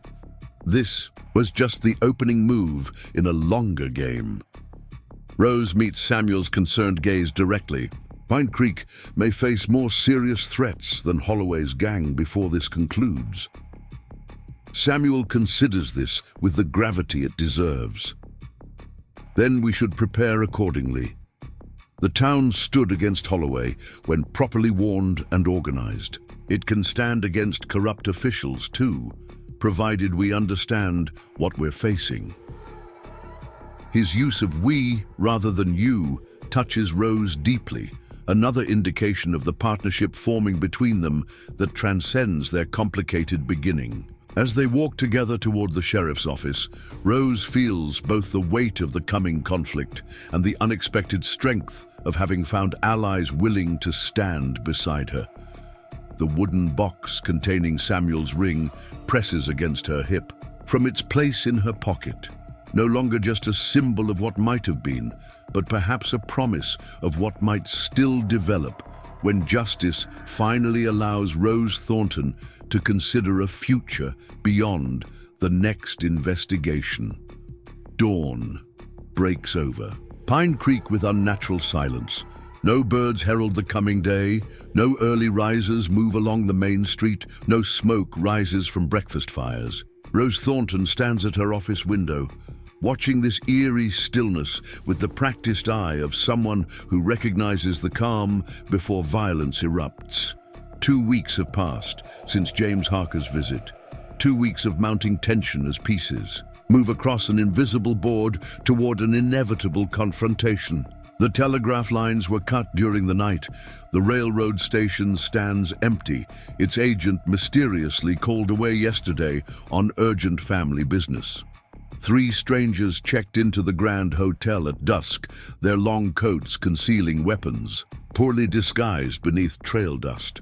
All signs point to the same conclusion. Today, Judge William Stanford will make his move against the sheriff who knows too much. Rose checks her weapons methodically, the Remington revolver at her hip, the Derringer secured in her sleeve, the Winchester rifle propped beside her desk. Each bullet represents lives that may depend on her accuracy today. The preparations feel familiar, almost comforting after years as a Pinkerton operative, yet something crucial has changed. For the first time, Rose fights not just for abstract justice or vengeance for Edward, but for a community that has become her own. A soft knock at the back door interrupts her thoughts. Samuel slips inside, his powerful frame moving with surprising stealth for a man of his size. Dark circles beneath his eyes suggest he too has spent the night in watchful preparation rather than rest.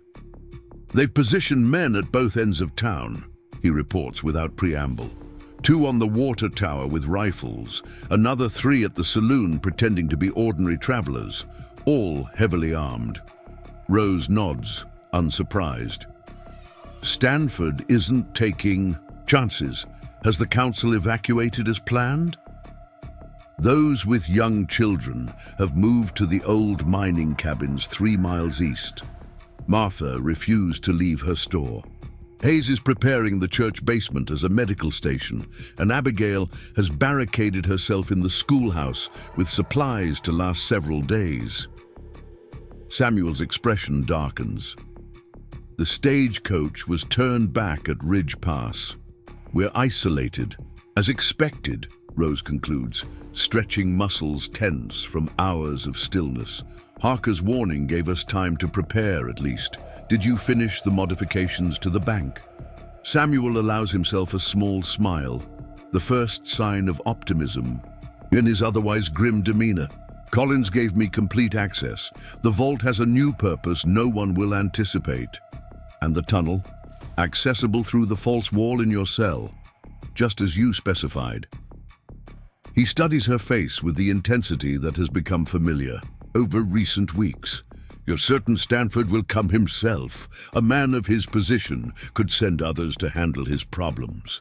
Rose gazes through the window at Pine Creek's silent street, bathed now in orange morning light that creates long shadows like accusing fingers. Stanford built his reputation on absolute control. 7 dead Pinkerton agents and who knows how many others. He doesn't trust subordinates with his most sensitive operations. Holloway's capture here, my appointment as sheriff, the evidence I've gathered, these represent the first serious threat to his network. He'll want to oversee its elimination personally.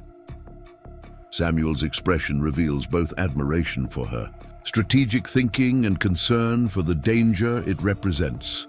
Since Harker's visit, their relationship has evolved through shared purpose and growing trust, neither having time to address the more personal aspects of their connection while preparing for Stanford's inevitable retaliation. The telegraph to Fort Laramie should reach the federal marshal by midday, he offers, though his tone suggests limited confidence in outside assistance. We need to hold until then, Rose agrees. Once the shooting starts, we'll have perhaps 2 hours before Stanford realizes his operation has failed and attempts to flee. Everything depends on containing the conflict to minimize civilian casualties while ensuring he can't escape justice again. Samuel moves closer, his presence solid and reassuring in the tense atmosphere. You've faced worse odds. Have I? Rose turns to face him fully, allowing vulnerability to show briefly through her professional composure. In Denver, Cheyenne, even Tucson, I fought with nothing personal at stake. Just another assignment, another disguise. Here, her voice softens. Here I've found something worth protecting beyond abstract justice. Samuel's weathered hand reaches for hers, the blacksmith's calluses rough against her skin, yet oddly comforting. Pine Creek chose wisely when they made you sheriff. Pine Creek didn't choose me, Rose corrects gently. You did when you answered that advertisement. Everything that followed, Holloway, the badge, Stanford's coming reckoning, all because a blacksmith sought a mail-order bride. His fingers tighten around hers. I sought a partner. Perhaps this path brought one after all, just not in the way I expected. Before Rose can respond, distant hoofbeats break the morning silence. Multiple riders approaching from the south, the direction of the territorial capital. Samuel releases her hand reluctantly, both shifting immediately back to the business of survival. Positions, Rose instructs, checking her revolver one final time. Remember, Stanford himself isn't to be harmed if possible. We need his testimony to dismantle the entire network. Samuel nods, moving toward the back door with purpose born of their carefully constructed plan. I'll alert Hayes. The church bell will signal that everyone is in position. Samuel, Rose calls softly as he reaches the threshold. When he turns, she continues with quiet intensity. Whatever happens today, I want you to know that Clara Wilson wasn't entirely fictitious. The woman who wrote those letters, her hopes for connection, for belonging, that part was real. A smile transforms his serious features, creating glimpses of the man who might emerge when danger no longer dictates their every interaction. I know, he replies simply. That's why I'm still here. As the door closes behind him, Rose assumes her position at the window, watching as a dust cloud resolves into a column of riders entering Pine Creek's main street. At their center, a black carriage proceeds with funeral dignity, its polished surface reflecting morning light like an obsidian mirror. Judge William Stanford has arrived to deliver his particular brand of justice, unaware that Rose Thornton has prepared a far different judgment than he anticipates. The riders halt before the sheriff's office. 15 men with the hard eyes and ready hands of experienced killers rather than lawmen.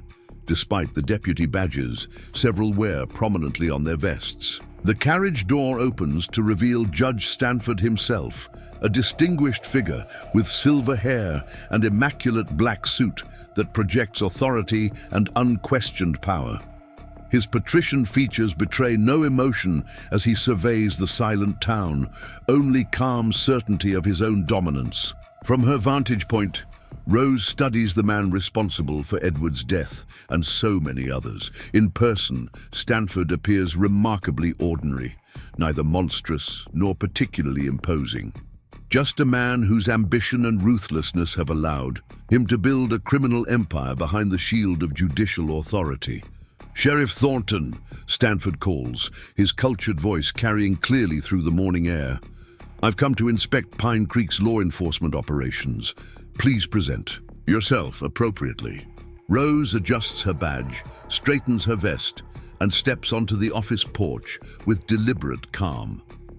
Her stance communicates both official authority and readiness for the violence simmering beneath this facade of legitimate business.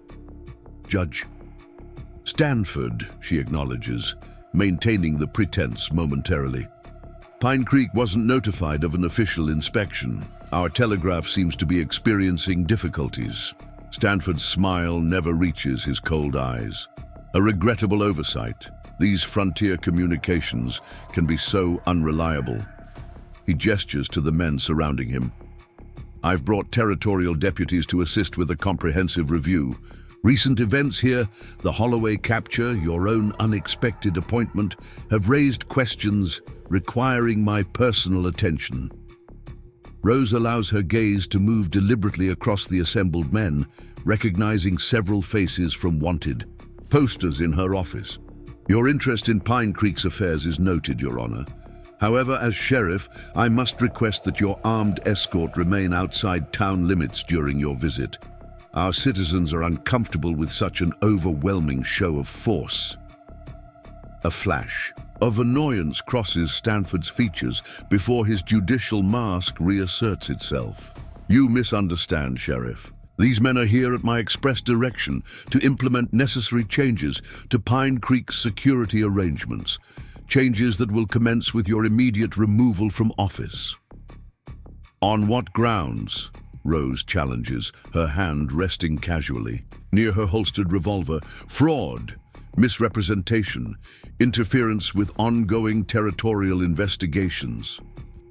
Stanford's voice hardens.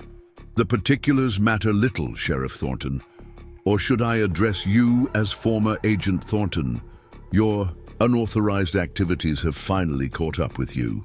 The church bell rings once, the signal that Samuel Hayes and the town's defenders are in position." Rose allows herself a small smile that clearly unsettles Stanford despite his projected confidence.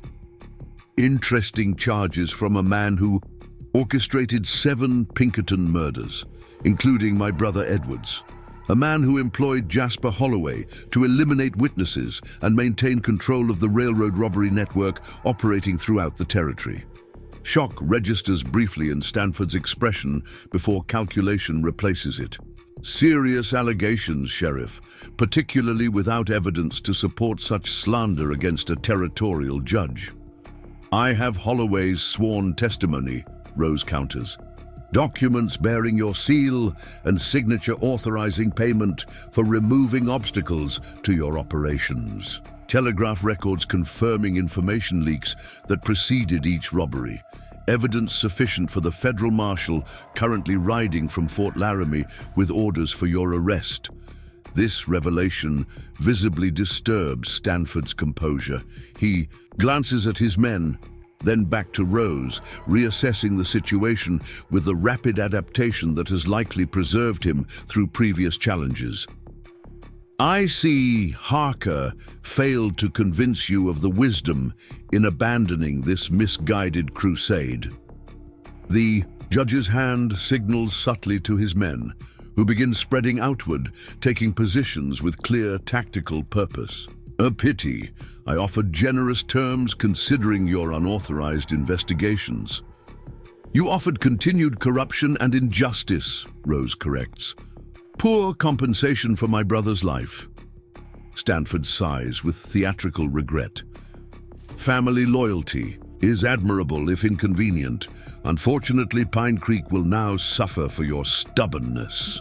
A tragedy, gang violence overwhelming a small town despite its sheriff's best efforts.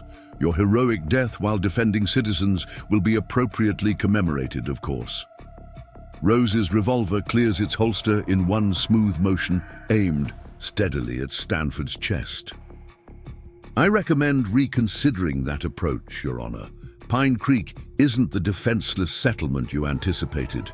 As if summoned by her words, armed townspeople appear at windows and doorways throughout the street. Shopkeepers, ranchers, ordinary citizens, transformed into a protective force under Samuel's guidance during the tense days following Harker's warning. The territorial thugs halt their advance, suddenly uncertain as multiple rifles target them from carefully fortified positions. Stanford's mask of judicial dignity finally cracks, revealing the calculating criminal beneath.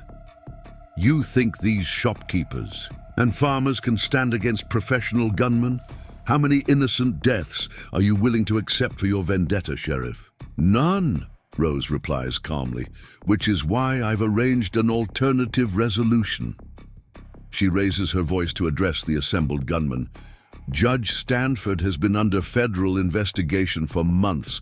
Every man who lowers his weapon now and provides testimony regarding Stanford's operations will receive consideration during sentencing. Those who choose loyalty to a doomed criminal enterprise will face the full consequences of their actions. Several of Stanford's men exchange uncertain glances, their resolve visibly wavering as they assess their deteriorating position. The judge notes this hesitation with growing alarm. She's bluffing, he snaps. There is no federal investigation. Fire this town and every witness in it, now. Two gunmen make their decision, weapons swinging toward Rose with lethal intent. Her Remington cracks twice before they can complete their aim, her shots finding shoulders rather than hearts, disabling without killing, preserving potential witnesses while neutralizing threats. The street erupts in gunfire as Stanford's remaining loyalists open fire while others dive for cover, uncertain which side offers better survival prospects. Pine Creek's defenders respond with disciplined volleys from their protected positions, following Rose's instruction to minimize casualties while maintaining effective resistance. Stanford himself dives back into his carriage as bullets splinter wood around him. The driver whips the horses into motion, the vehicle lurching forward as the judge seeks escape from his collapsing operation. Rose anticipated this reaction, her rifle already tracking the carriage's path toward the southern edge of town. A single, precise shot brings down the lead horse, halting the carriage violently enough to throw the driver from his seat while trapping Stanford inside. Immediately, Samuel emerges from an alley with three townsmen, surrounding the carriage with weapons ready but not firing, following Rose's plan to capture the judge alive.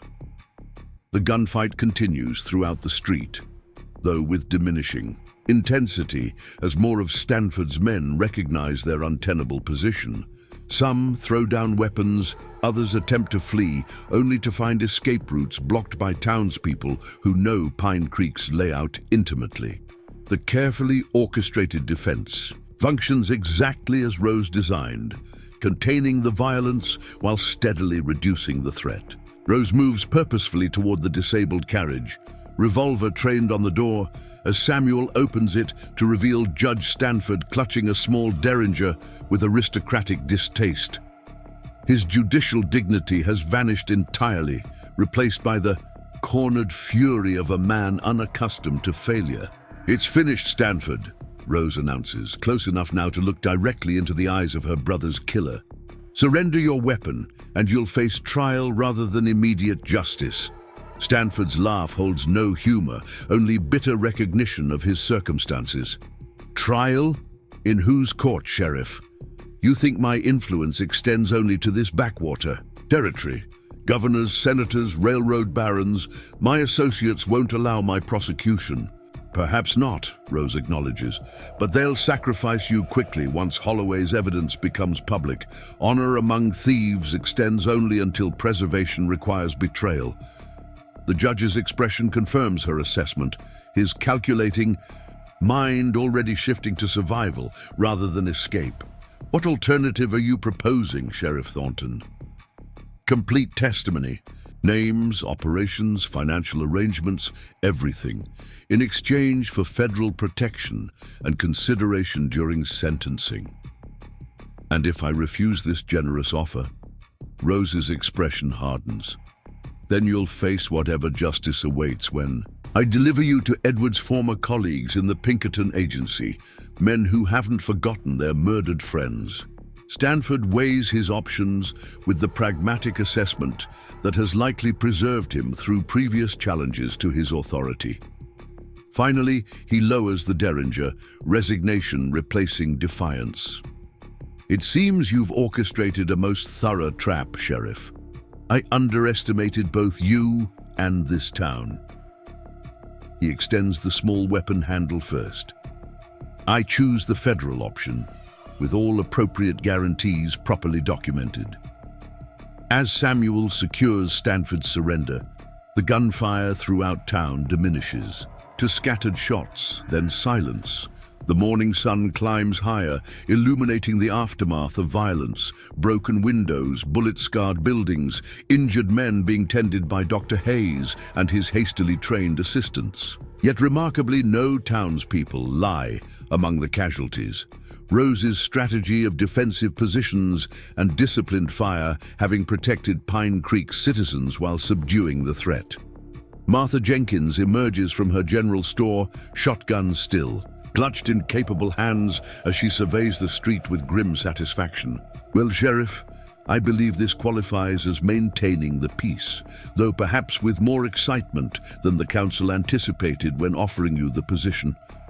Rose accepts this assessment with a tired smile, the tension of preparation and execution finally easing from her shoulders. The telegraph to Fort Laramie should bring federal marshals by nightfall. Until then, we'll need secure containment for Stanford and any surviving gunmen willing to testify. The bank vault, Samuel suggests, returning from delivering Stanford to temporary custody. Collins reinforced it specifically for this purpose, and it's the most secure location in town. As the immediate crisis transitions to management of its aftermath, Rose finds a moment to observe Pine Creek with new perspective. Despite bullet holes and broken glass, the town stands undefeated, its citizens emerging from protected positions with the stunned yet proud expressions of people who have defended their home against seemingly insurmountable odds. Their success belongs to them as much as to her strategy, their courage transforming plans into victory. Samuel approaches, his expression mixing concern with unmistakable pride. Hayes reports 12 wounded among Stanford's men, none critical. No townspeople seriously injured, though the saloon will need extensive repairs. His hand touches her arm gently. You should let the doctor examine that graze.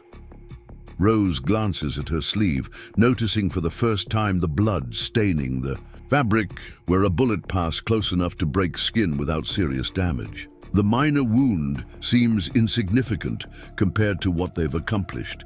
Later, she decides. First, we secure prisoners and collect statements while memories remain fresh. Stanford's network extends far beyond Pine Creek. This evidence may be our only opportunity to dismantle operations throughout the territory.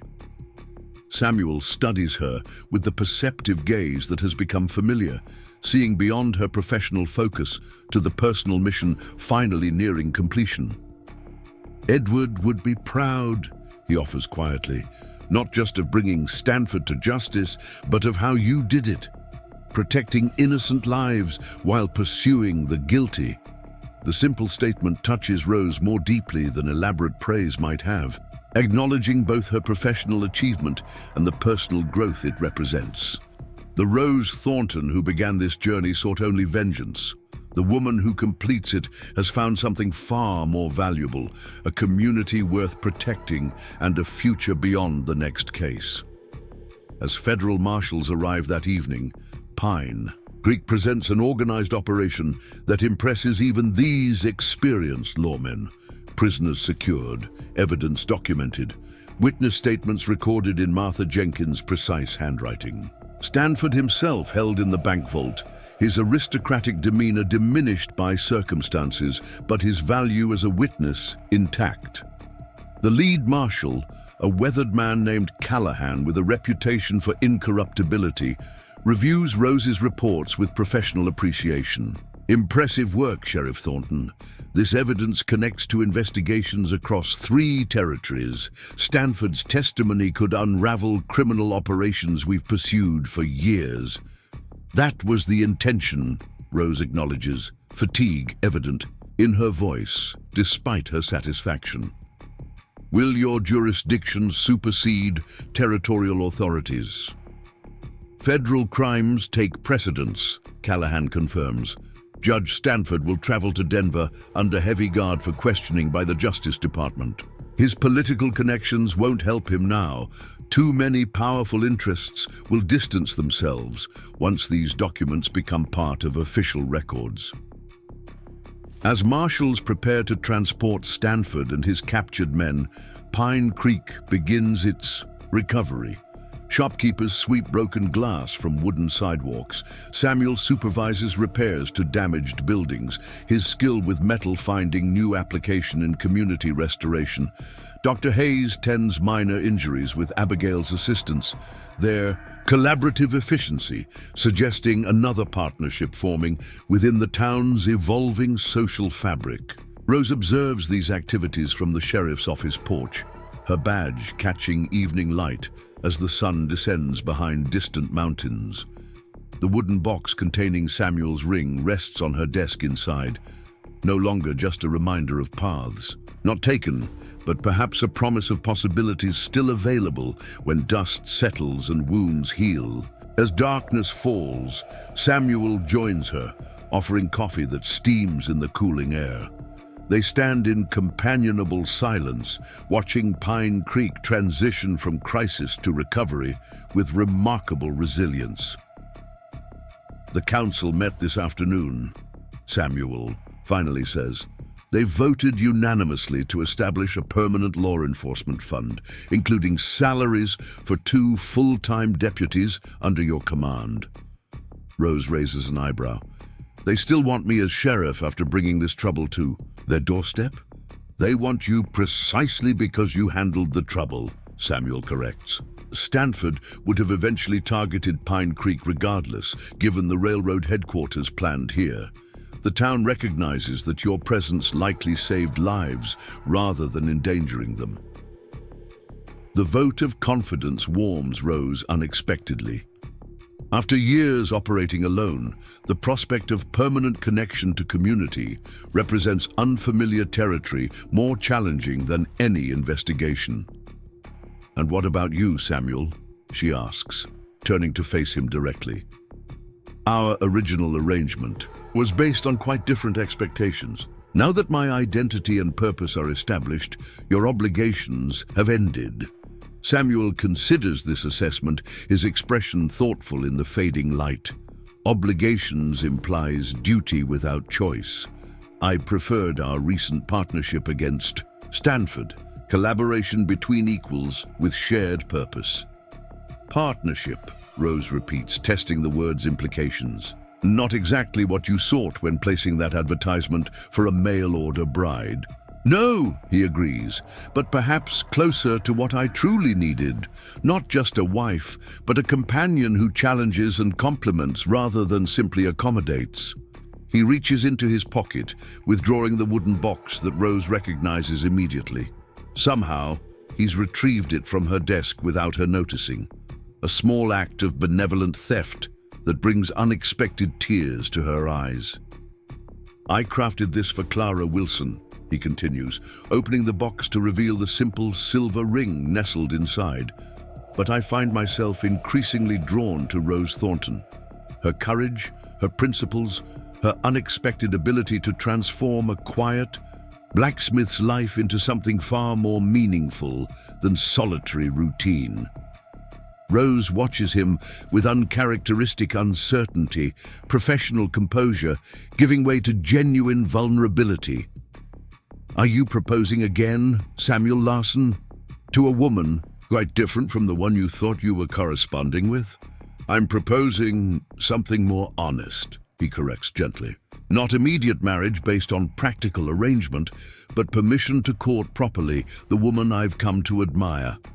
the actual Rose Thornton rather than the fictional Clara Wilson. Beginning with the understanding that your duties as sheriff take precedence until you decide otherwise. The offer touches Rose deeply, recognizing her priorities while opening possibilities beyond the vengeance that has defined her existence these past years. With Stanford's capture and testimony, Edward's killers will face justice. The driving purpose that has sustained her through countless disguises and dangerous assignments approaches completion, leaving room for considerations previously set aside. Courtship requires significant time investment, she observes, though her tone holds no rejection and considerable patience from a prospective suitor when the lady in question carries a badge and sidearm. Samuel's smile transforms his weathered features, revealing the man beneath professional competence and physical strength. I believe I've demonstrated reasonable patience already, and blacksmithing has taught me that the finest metals require careful tempering, pressure applied at appropriate moments, then restraint while transformation occurs naturally. Rose can't help laughing at the unexpected metaphor. Am I a metal to be shaped, Mr. Larson? Never that, he assures her. Seriously. But perhaps a fellow traveler finding new purpose beyond solitary pursuits, someone discovering, as I have, that partnerships offer strength beyond what individuals achieve alone. The wisdom in his assessment strikes Rose profoundly. Her Pinkerton training emphasized self-reliance, viewing connections as potential vulnerabilities. Yet Pine Creek's victory over Stanford succeeded precisely because community bonds created strength that isolated individuals could never match. A lesson worth incorporating into both professional and personal philosophies. Very well, she decides, accepting the box from his outstretched hand.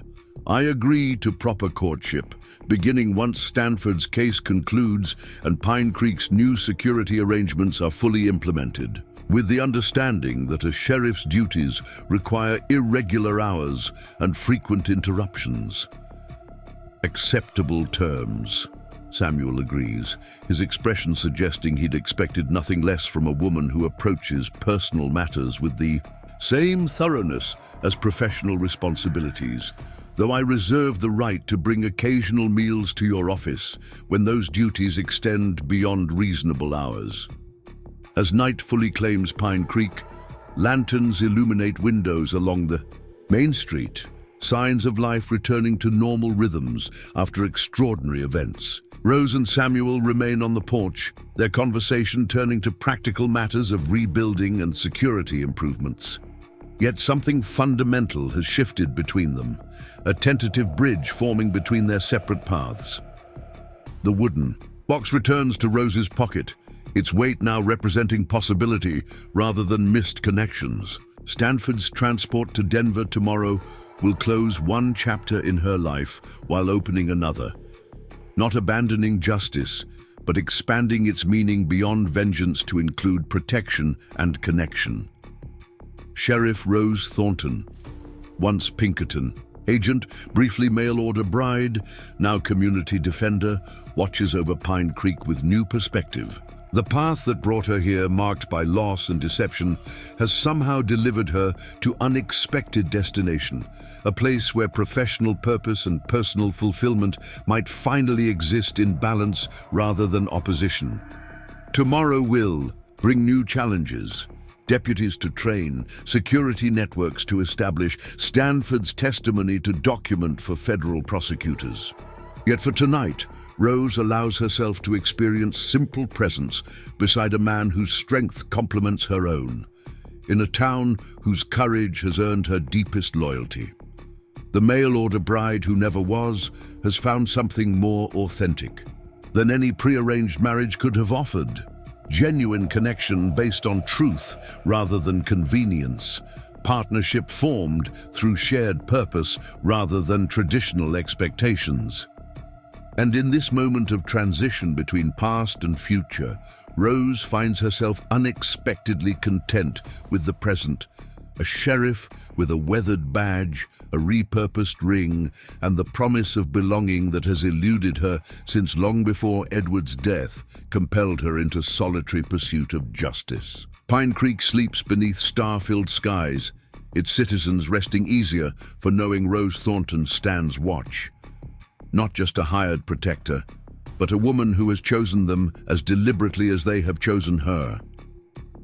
In this mutual selection, both have found something rarer than arranged convenience.